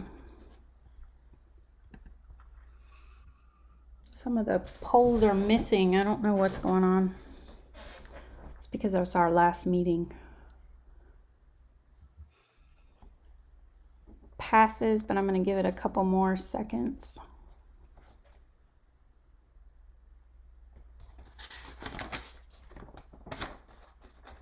Okay, Rosemary? Okay. Was that okay? Yeah, Colleen? we're good. Okay. It passes. The voting may still be going on, but I think it passed. Okay. Yeah, the voting is kind of being persnickety right now, so I apologize. No You're worries. ready to go. Go ahead. For doing all that. Okay, so we're ready for the XIDS. Yeah, go ahead and do the XIDS. You're ready. Okay, thanks. So item number 3 here, this is the topics for the XIDS 2002 first year seminars for this fall.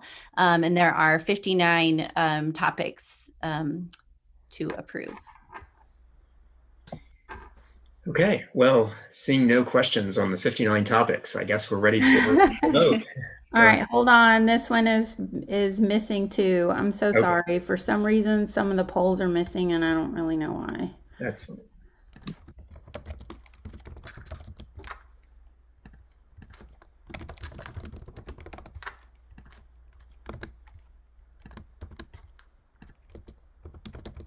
All right.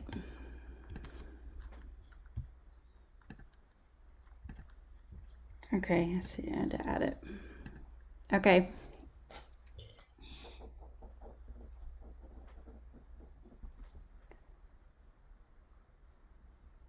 Passes. Very good. Rosemary. All right. Okay, so moving on to the Richards College of Business items. We're going to start with items A through D as a block. So these are adding 4 new courses, CISM 3625, 4384, 4500, and 4600. The first 3625 is a new special topics course, so they can try out new course topics. 4384 is a new course for a study abroad program. And then the final 2, 4500 and 4600, are new courses for a new concentration within the MIS program, the IoT networking and cybersecurity concentration. Very good. I think we're ready to launch the poll. It's saved. Okay, here we go. We're back in business now. All right, they clearly passed. I just want to give it a couple more seconds. Sure.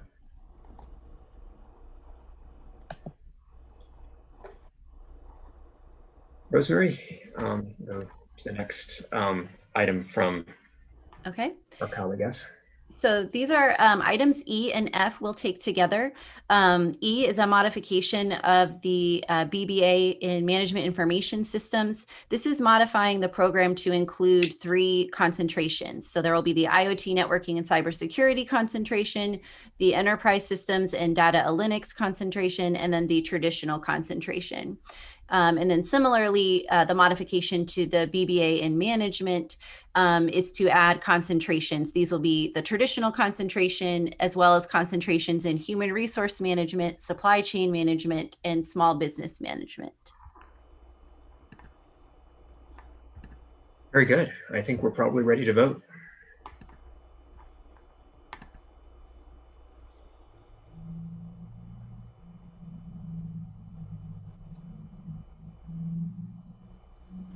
Passes.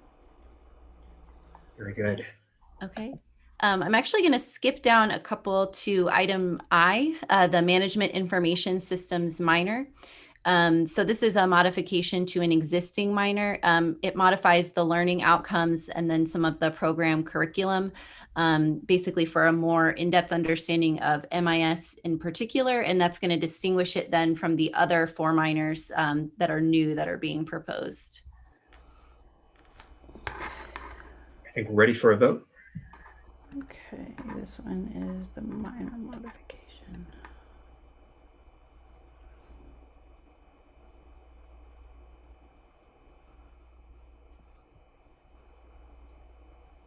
Passes.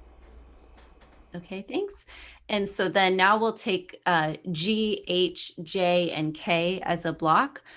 So this is adding these new minors in specific areas. If you notice, these are the same areas as the new concentrations that were added in the program modifications. So this will basically allow students who are not majoring in management or MIS to take advantage of these content areas. Ready for a vote?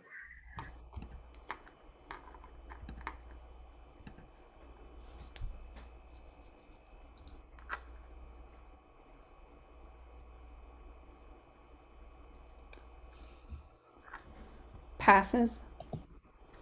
Very good. Great. Thanks, Thank you, everybody. Rosemary. I know your committee had an unusually heavy workload this month. Thank you. Thanks. GPC, Connie. Hi, everyone. All right. I don't think quite as much, but we had our fair share too. The first two are as a block, Master of Music with a concentration in music education and Master of Music with a concentration in music performance. They're just basically modifying, it's some housekeeping, modifying the two concentrations related to how it's described in their catalog. And for the music education, like I said, it's just really changing the catalog description.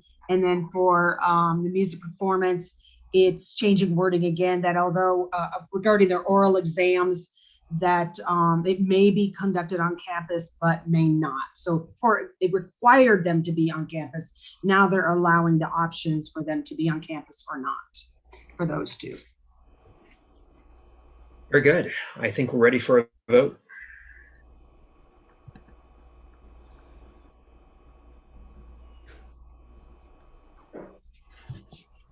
Passes.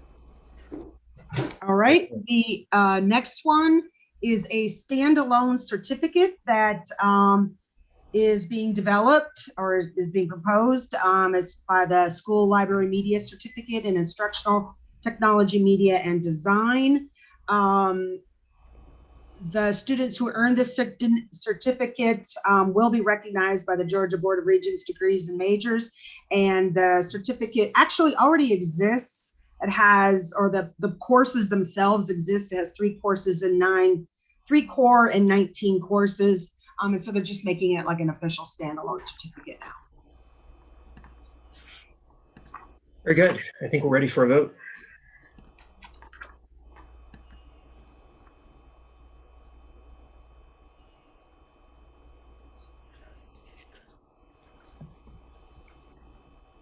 Passes. Very good.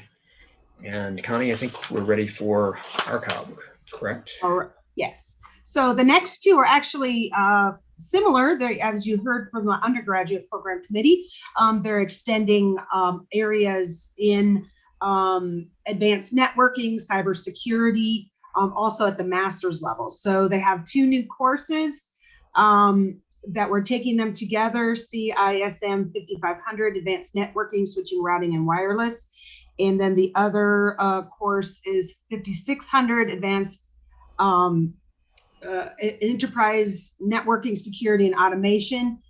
These are both courses that are going to be part of, which we're going to look at below, the revised program concentrations in, what are they, business intelligence and cybersecurity. Excellent. I think we're ready for a vote.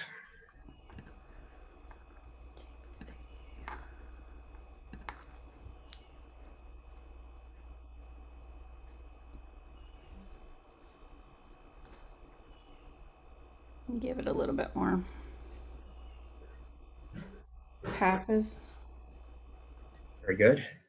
Connie? And so now we do have the Masters of Business. They're modifying by creating these concentrations in IoT, networking, and cyber security. Feels like a mouthful, as well as concentration in data analytics. That include those 2 courses. And last month we passed the other courses that were added to fill out this concentration. Very good. I think we're ready for a vote.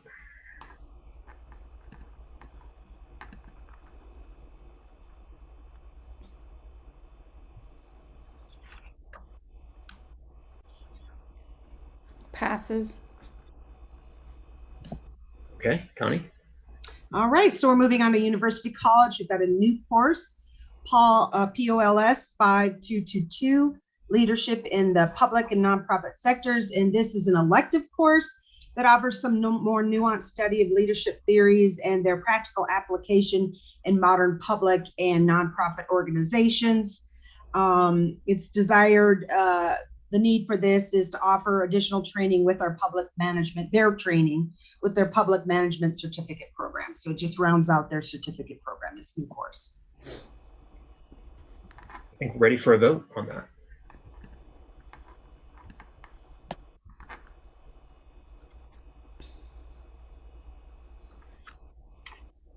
Passes.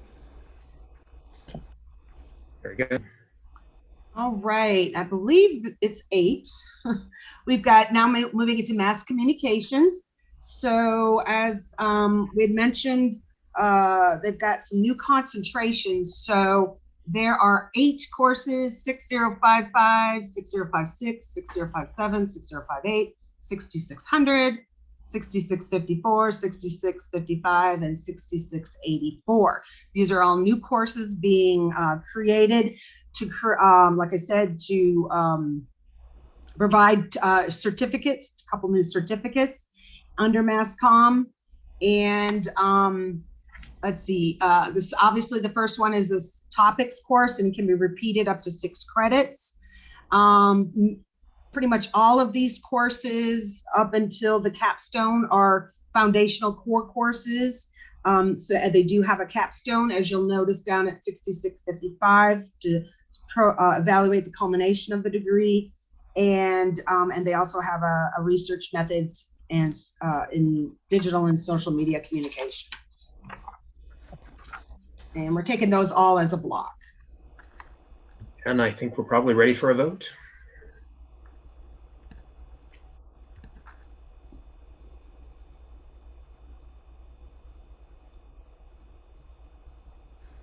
Passes.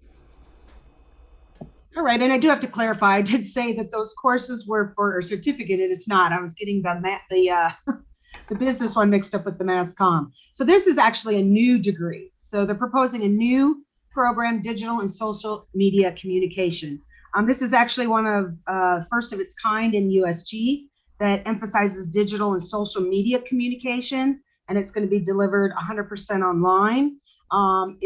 There are only 3 that are dedicated to digital media.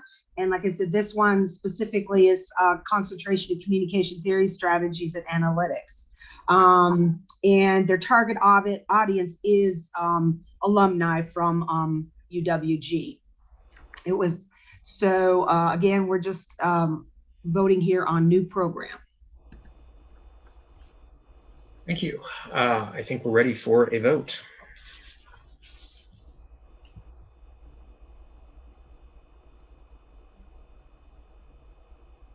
Passes. All right, I'm not sure if we're taking the next 2 as a block, but they're basically the same. Again, housekeeping. We're deactivating a couple existing programs. One is mathematics with a concentration in applied mathematics, and the other one is a concentration in teaching. The deactivation is due to low enrollment over the last few years. They did provide a master's teach out document. So they still have students that they're teaching it out, and then the programs are deactivated.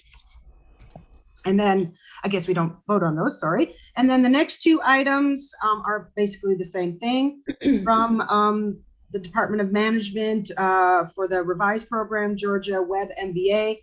They are waiving the GMAT requirement for admission. And it's same for the Department of Management. They're revising their program to extend the GMAT waiver. So I believe that is everything. Excellent. Thank you. And you're right. The committee did have a lot this month, but it looks like you did very well with all that. Appreciate that. So we'll now turn things over to the APC chair, Emily. All right. Hi, everyone. I had a vaccine and I'm having some side effects, so bear with me. So our first item is from the Honors College. And the rationale for these changes is that right now, when a student comes to UWG, if they don't learn about the Honors College very promptly, they have no chance of being able to be an honors student and do that. And so this is making some modifications for transfer students or students who have already earned some credit hours where they still have an opportunity to participate in the Honors College. Okay, very good. Again, this is, of course, an information item, so we're not voting on it. If anyone has a question, you can flag that by raising your hand, but seeing none, I think we're ready for the incomplete grade form. All right. So this is some modifications that the committee has made to the incomplete grade form in part of our goal to get people to actually use this form. And so we have cleaned up some of the language in the instructions to make it less awkward. We have gone ahead and included both the information on timeframes and the links to the catalog, so students can see the information about incompletes. We've added this table about work to be completed and due dates to encourage faculty and students to work out not just when the incomplete will be done, but steps along the way. And then we've also modified some of the language to make it gender neutral. Very good. And seeing no questions on that, thank you for your work there. I think we're ready for the last of the 3 items. Okay, so our last item is regarding grade appeals. And so the first component of that is modifying the faculty handbook just to include some timeframes for as the grade appeal goes to the department chair, the dean, the provost, that it moves along within certain times. Previously, we had a time frame where the entire grade appeal needed to be done within a certain amount of time, but we didn't have any sub deadlines in there to make sure it was moving through. So that is the first component of this. And then the second component is that the student grade appeal form has been modified based on some student feedback to hopefully make it less confusing.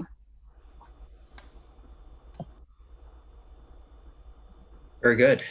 I think everyone appreciates your work with that as well. Thank you. Appreciate that, Emily. So I think we're ready now for some information items from Faculty Development Committee. Mark? I guess that means I'm up. I have actually 3 things to talk about, but they're going to be really quick.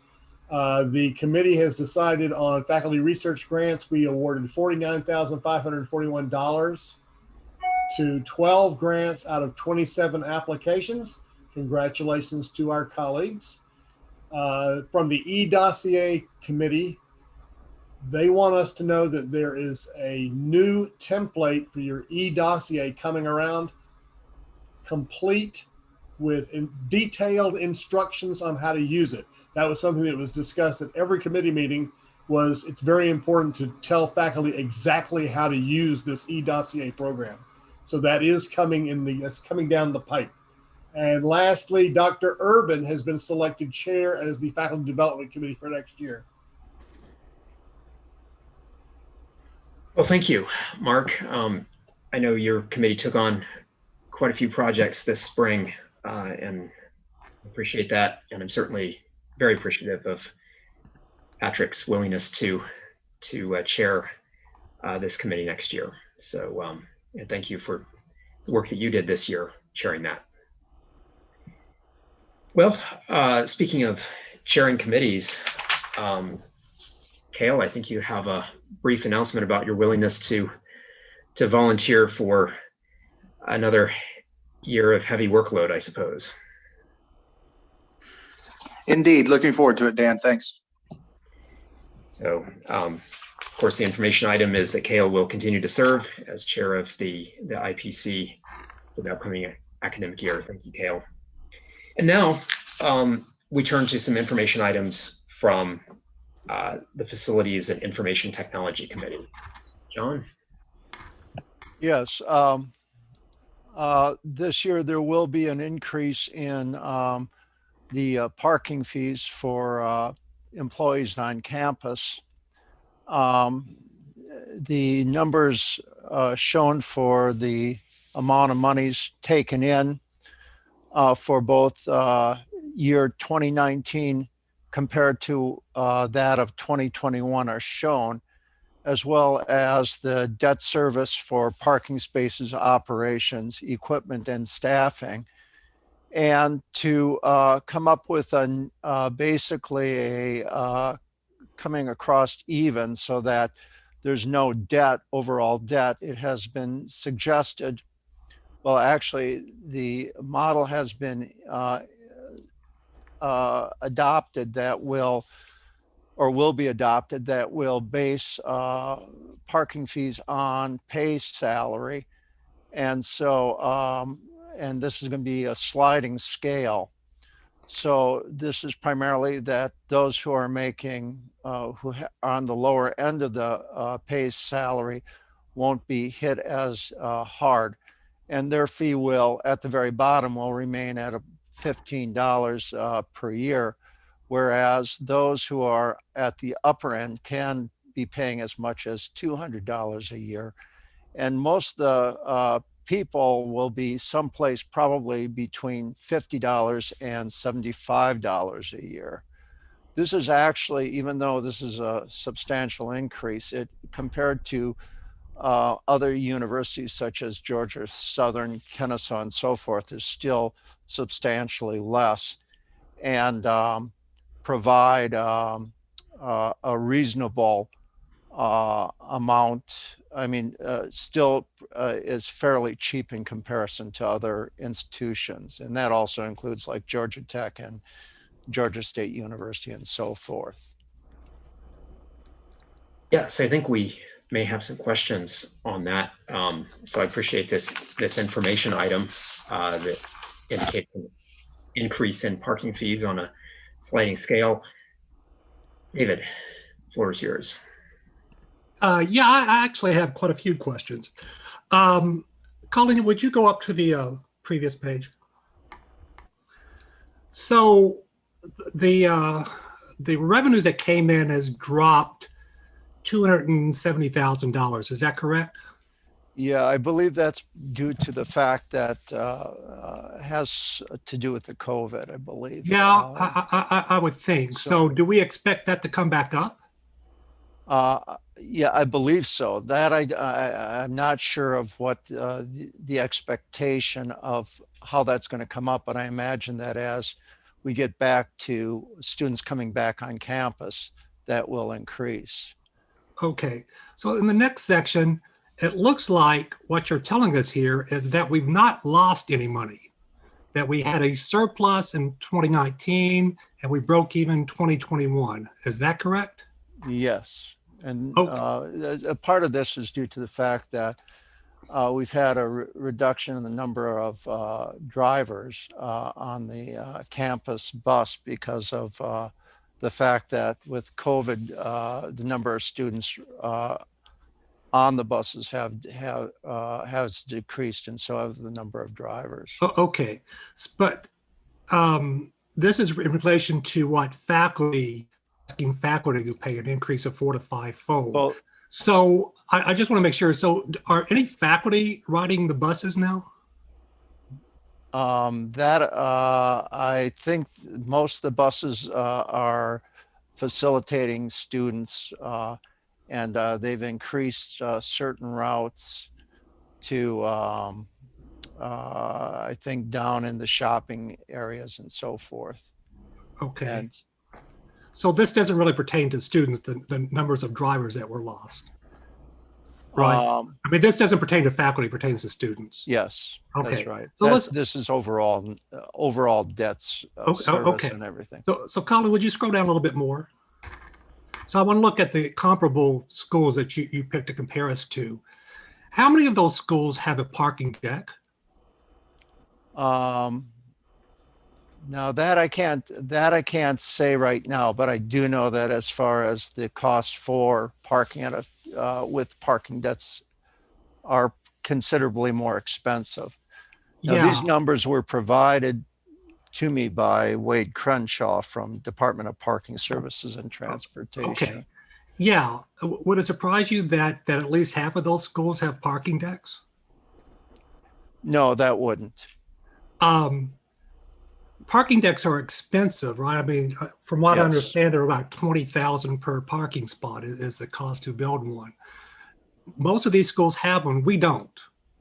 So is it fair to compare us to these schools? Some are city schools. Many have parking decks. I'm just, when you compare us, it doesn't seem like you're comparing apples and oranges here. Well, I would imagine that comparably, we would be more with probably Georgia Southern and Valdosta State is my guess. So okay, I mean, and they both have parking decks. That's And I guess they have to pay attendance for that and stuff. Are there any places in Carrollton, since we're in Carrollton, that charges their employees to park? not that I'm aware of. Yeah, I don't think they do.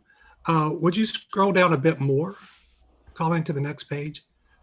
I mean, I know there's some typos here and the numbers aren't quite adding up, but in essence, you want to increase our parking, again, fairly considerably.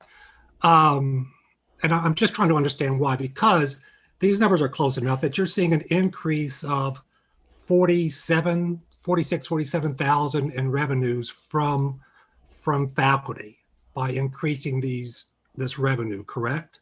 I mean, that's the difference between the two. Yeah, But the drop off was 200 and something thousand that we think will come back once we're over COVID, right? And we haven't lost any money.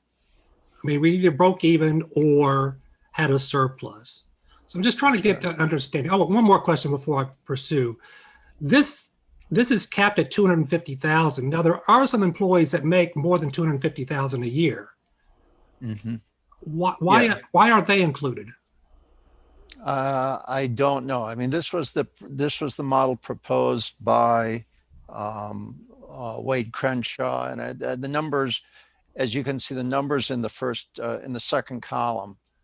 I imagine that the numbers as we get up in salary drop off substantially. So I'm not really sure why. Yeah, let me break in here with just a clarification. So these are great questions, David. I'm really glad you're posing them. Just though to keep in mind, this was presented as an information item from the administration to the FITC. The FITC never had an opportunity to vote on this. They never had an opportunity to influence the policy. And so John is just presenting as an information item what the administration has handed down. Okay, well, it does not bear the imprint or endorsement of the FITC. All right, I got you, Dan. But since it's being presented, I have some questions. And the question, my last question here is, how much do students pay for parking? As far as right at this point in time, that's not listed here, and I don't have that information. I think it's $100 a year. So are we decreasing student parking to offset? I mean, if you're increasing hours, are they being decreased? That I don't know. Okay. Again, I mean, that would help justify some of these numbers. I mean, what I don't understand is these fees are being increased dramatically for a lot of us. Mm-hmm. Okay. I'm not seeing where we're getting any additional benefit. I'm not seeing where we're losing money from parking. And I'm not seeing how we're helping students offset the costs that they're paying, which would all be rationales for doing this, but I'm not seeing any of that. So these are the areas I want to push back on. I understand this is informational, and I don't know why we're not getting input into this, but there's a lot of questions here that needs to be vetted or should have been vetted. All right, that's all I got, Dan. Yes, well, thank you. And as I said, I really appreciate these questions and the attention you've given to this. I think those were excellent questions. To address Kathy's question, or not Kathy's question, question before this, I think from Ann Barnhart, was this policy put on the website for feedback? The answer, I think, is no. The budget committee has also asked the question why, and this was before this meeting when they asked the question, but looked into this matter, asked the question why was the budget committee not consulted on this in advance? That's another question for the administration, I think. And another question, has the administration explained what the use of the increased revenue will be? Will it be to cover shortfalls in other budget areas? That's an excellent question, and I would welcome any administrative input on that. If anyone on this call would like to talk about any of these matters, I have an additional question that somebody sent me. Sure, go ahead. There's a let me see, let me just read it. So in fall 2022, there's a plan where we will begin teaching in Douglasville. The question is, I'm curious if the university will pay for a shuttle for folks from Carrollton to Douglasville and back. I'm assuming this is for students and for faculty who will be teaching in Douglasville. We don't have all of the information regarding the teaching responsibilities that will happen in Douglasville, but there is a question about whether there will be shuttle service for students and faculty to that campus. Yeah, that's a good question. Unfortunately, the person that I would most like to answer these, that I think is most qualified to answer some of these questions, John Haven, is not on the call anymore. He probably had to leave. We do have a couple people from the provost's office. These are not really provost's office sort of questions. So, anyone who has information, of course, is welcome to weigh in on this. But unfortunately, I'm not sure if we have the people who on this call who really have who really had a role in crafting these policies, or who could even speak to them. Any other comments, questions? I think it's fair to say the faculty would, I guess, I mean, it seems like there's a fair amount of faculty dissent here. I think it would actually be appropriate to run us vote on the fly, Colleen, if you don't mind. So here's what I would suggest, given the fact that a lot of people have weighed in on this. I'll make a motion, and we'll, if someone seconds it, then we can run the poll. So the motion is that the Faculty Senate would like to protest the fact that the new increased parking fee policy was not brought to a Faculty Senate committee or the Faculty Senate in advance of implementation. So do you want the poll to be, do you support the protest, or do you want? Yeah, in other words, do we want to, basically maybe I'll change the word to protest to objects. So in other words, do we support this statement going in the, okay. Can I try something, Dan? Can I recommend that the policy not be implemented until the matter is studied and the questions answered? So change it from an information item to an action item? I mean, we can't do that now, but maybe actually what we should do is wait until new business, I guess, is probably how we'll have to handle this. That's a good point, Colleen. So we'll keep this in reserve. When we get to new business, we'll, David, I like your wording. Let's keep this in reserve, and we'll vote on this as part of new business. I think, yeah, Colleen, now that you mentioned that, I think we may get into parliamentary procedural issues if we introduce something as an information item and then get an action item out of that. But I think when we're in new business, we can do that. It seems like there's enough, I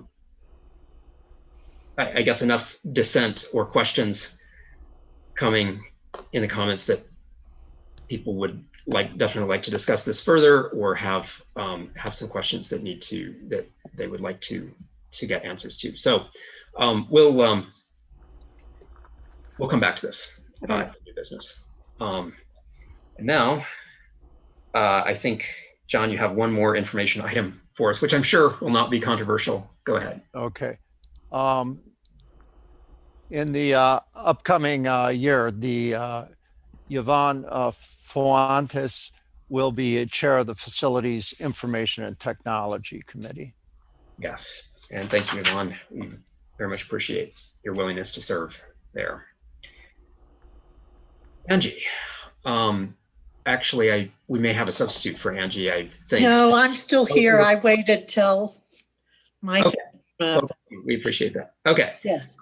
Go ahead with the action item from the Rules Committee. Okay. last time we voted to change the charge and the membership for the undergraduate programs committee. And this is the change that has been proposed for the graduate programs committee.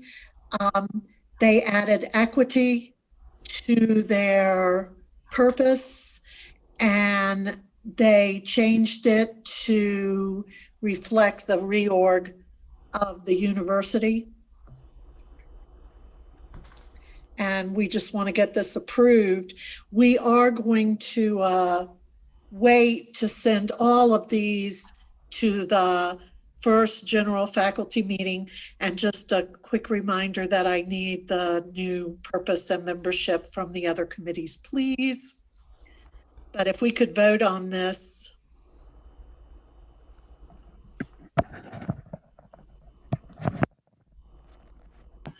Sorry, didn't realize I was on mute there. Yes, I think we probably are ready to vote on this. This is a very straightforward change, just updating the charter to add a couple of key words in the GPC's charter in the policies and procedure manual so that it will be fully up to date. And yes, you're right. After being approved by the Faculty Senate, all of these things will have to go to a general faculty vote. We're going to send a large package of revised charters for all of this Faculty Senate committees to the general faculty for a vote in August. So I think we are ready for a vote. All right. Vote.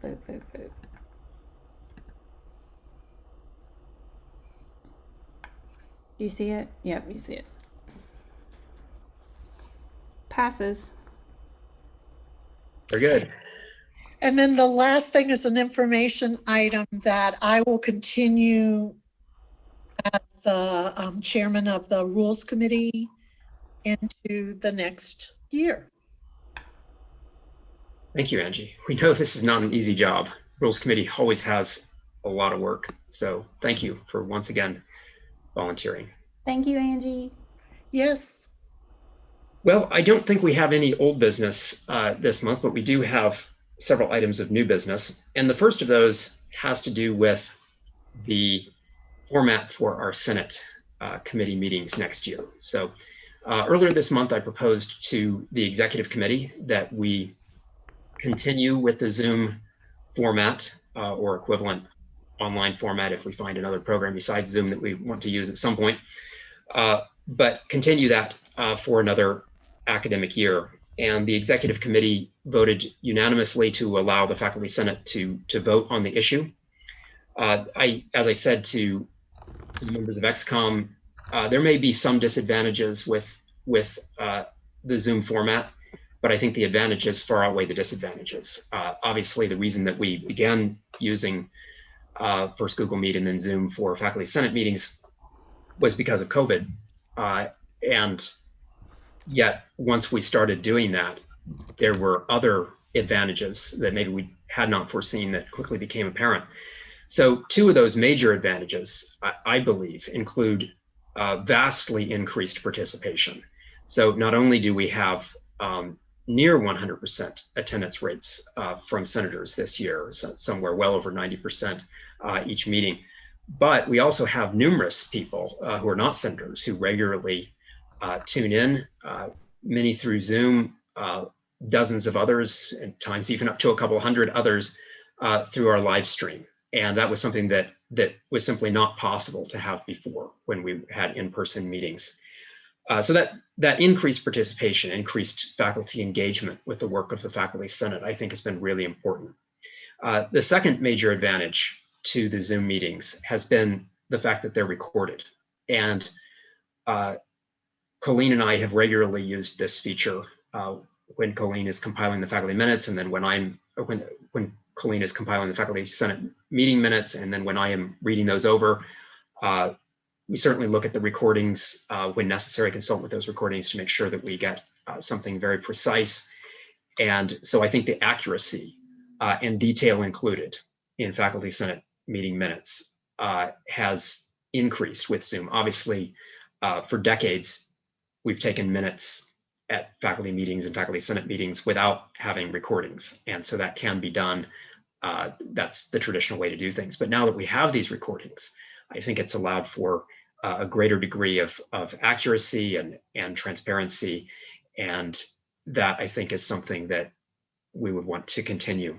So for those reasons, I've suggested that we continue with the Zoom meetings in the next academic year. As you'll note from the when we do vote on this with the language of the vote, this is something that can be reversed with a majority vote at any point. So we're not as yet voting to change the bylaws or something of that nature to make this much more binding, but we're basically voting to continue the experiment and essentially acknowledging that we've had a pretty good experience, I think, with Zoom this year, and we can continue with that next year unless we end up having the majority of people object to this and decide to go back to the previous arrangement or try something else.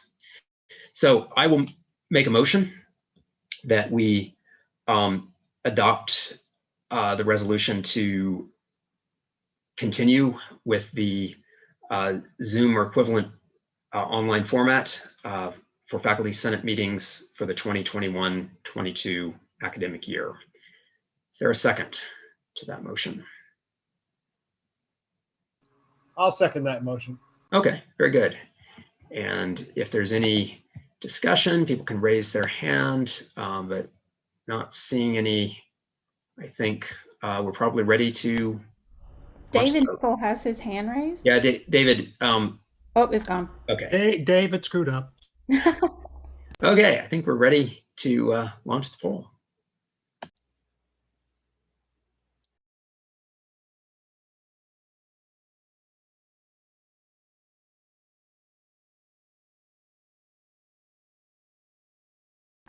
Just gonna give it till it gets to 30 seconds. Sure. Although pretty much, I mean, it's 95%. It passes. Okay, very good. So we will continue with that for future meetings. And of course, for our summer meeting, generally speaking, it's been hard to get faculty to come to an in-person meeting in the summer. Fortunately, this year, that won't be an issue. So when we meet on June 11th via Zoom, even if you're out of state, out of the country for that matter, you'll still be able to tune in and participate for some necessary votes regarding proposals from the Rules Committee for Senate Committee charter revisions. We now go to the next item of new business. I will call for chair-elect nominations on the floor. Does anyone want to nominate someone for chair-elect? Emily? I nominate Jeff Rubber. Jeff was unable to attend today. He had a prior commitment, but I have spoken to him since he was nominated, and he accepts the nomination. Very good. We're very grateful for that. I don't think there are any other nominations for that position, but I will go through the formality of asking anyway. Any other nominations? Seeing none, I think we'll consider the nominations closed, and I think we will, unless there is, no, our bylaws do not say we have to have more than one candidate. I don't believe it is preferable, but we have sometimes functioned in the past with only one candidate, and we're very grateful to have this one candidate. I do believe Jeff will do an excellent job, and looking forward to working with him.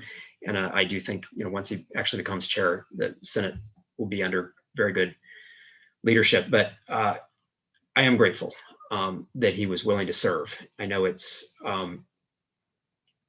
not always considered maybe an easy position to be in, though I don't think it's the most difficult position on the Senate. I think the executive secretary has a more challenging job, and definitely grateful for the executive secretary's work. But I am very grateful for this nomination. So, okay,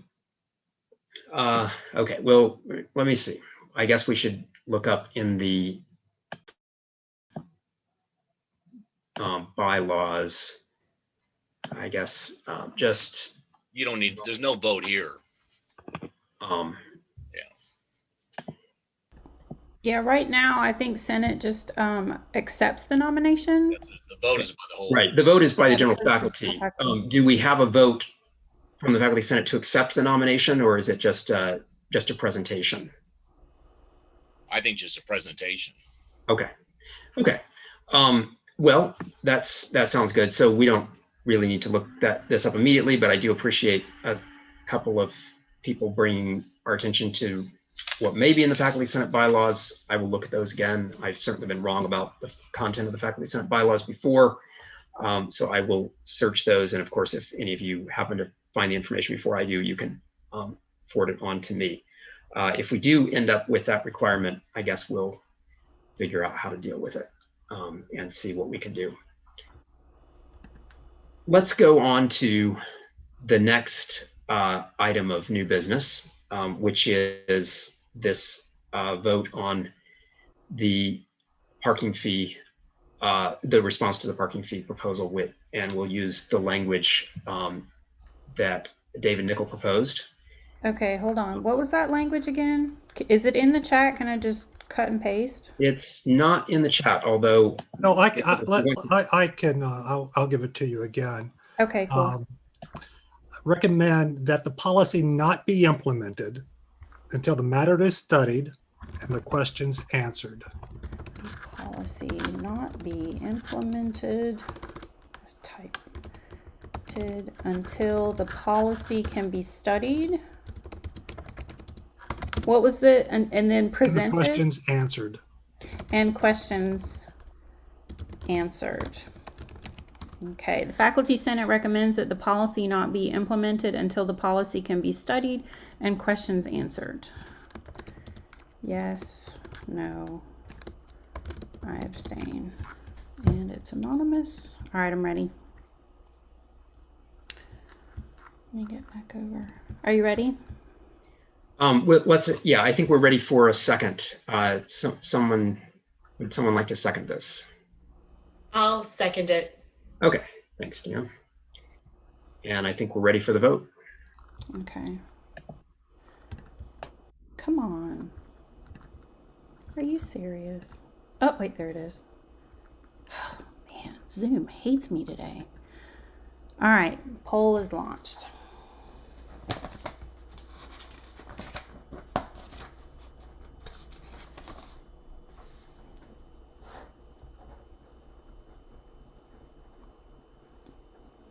It passes, but I'm going to give it just a little bit more so people can weigh in.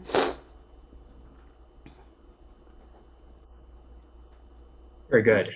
Yeah, it hasn't moved. All right. Well, thank you for suggesting that, David.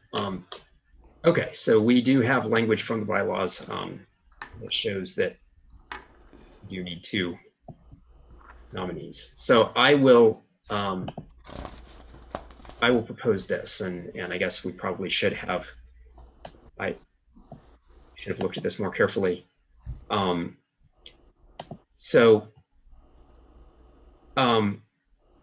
What we will, so we've certainly attempted to do that. We've certainly attempted to find 2 qualified people. I think the best procedure under the circumstance might be to continue to accept nominations over the weekend if possible. We will have the deadline for submitting agenda items to the general faculty meeting is today at 5 p.m. So essentially have an hour and a half to get those in. I'm not sure though that we have to have a finalized list of candidates by that point. We have to have the item on the agenda to vote, but we wouldn't necessarily have to have a finalized list of candidates. Whether we can really get someone to agree to run over the weekend is, in my view, highly doubtful. I mean, this nomination process has been open for several weeks. We've had numerous people, at least I can say multiple people, quite a few people, who have turned down nominations. So I don't know that there's necessarily someone who's just eagerly waiting to be nominated for candidate as chair-elect. But nevertheless, unless someone has a better idea, I think maybe we can give this another shot over the weekend. I would be comfortable saying that if we don't have someone by Monday, that we run an election with a single candidate, but with a write-in option, saying that we made a good faith effort to get 2 candidates. It simply wasn't possible. And the only way that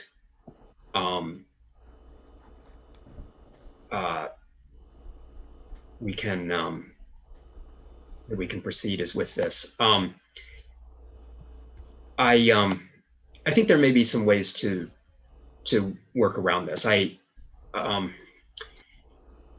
do have a private message from someone who agreed to kindly volunteered to be essentially a ghost candidate. That is, someone who would refuse to serve if elected, but would be willing to be placed on the ballot to comply with this.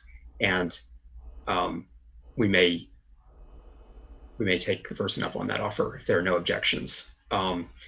As several people have noted, that we've sometimes run elections with single candidates. I think since someone did volunteer to be a candidate, no, not an elected person in this regard.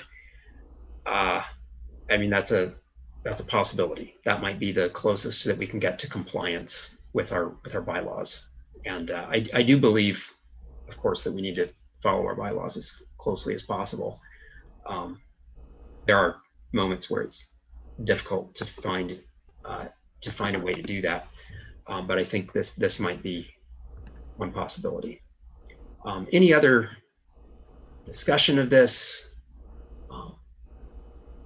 Seeing none, I think we'll. I guess what I'll say is I'll be in touch. Wayne and I will probably. I'll send out another call this afternoon. Okay. After we're finished, I'll just send out another email, and we'll just let nature take its course. Okay, sounds good.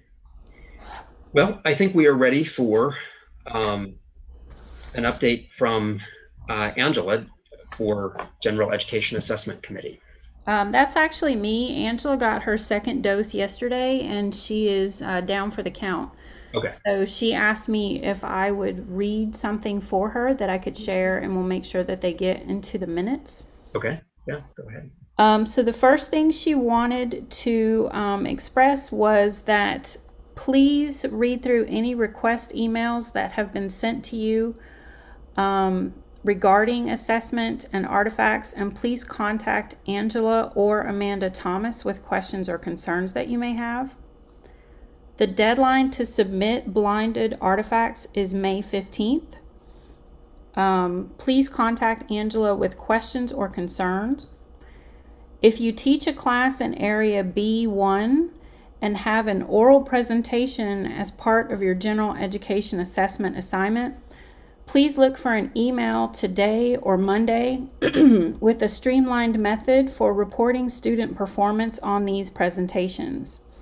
Angela wants to emphasize that no student oral presentation will be submitted like written or multiple choice tests are, since it would be untenable.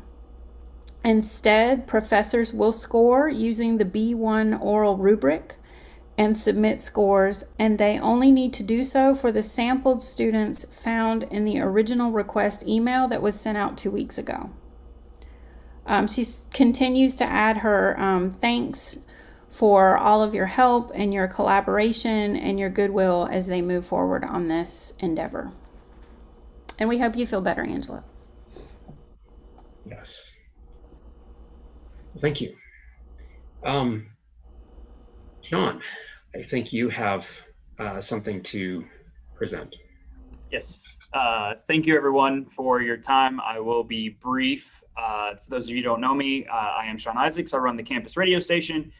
But I come to you today as the Staff Advisory Council Chair-elect to just bring to your attention a item that the Staff Advisory Council was working on kind of prior to the pandemic and had to put on pause until now.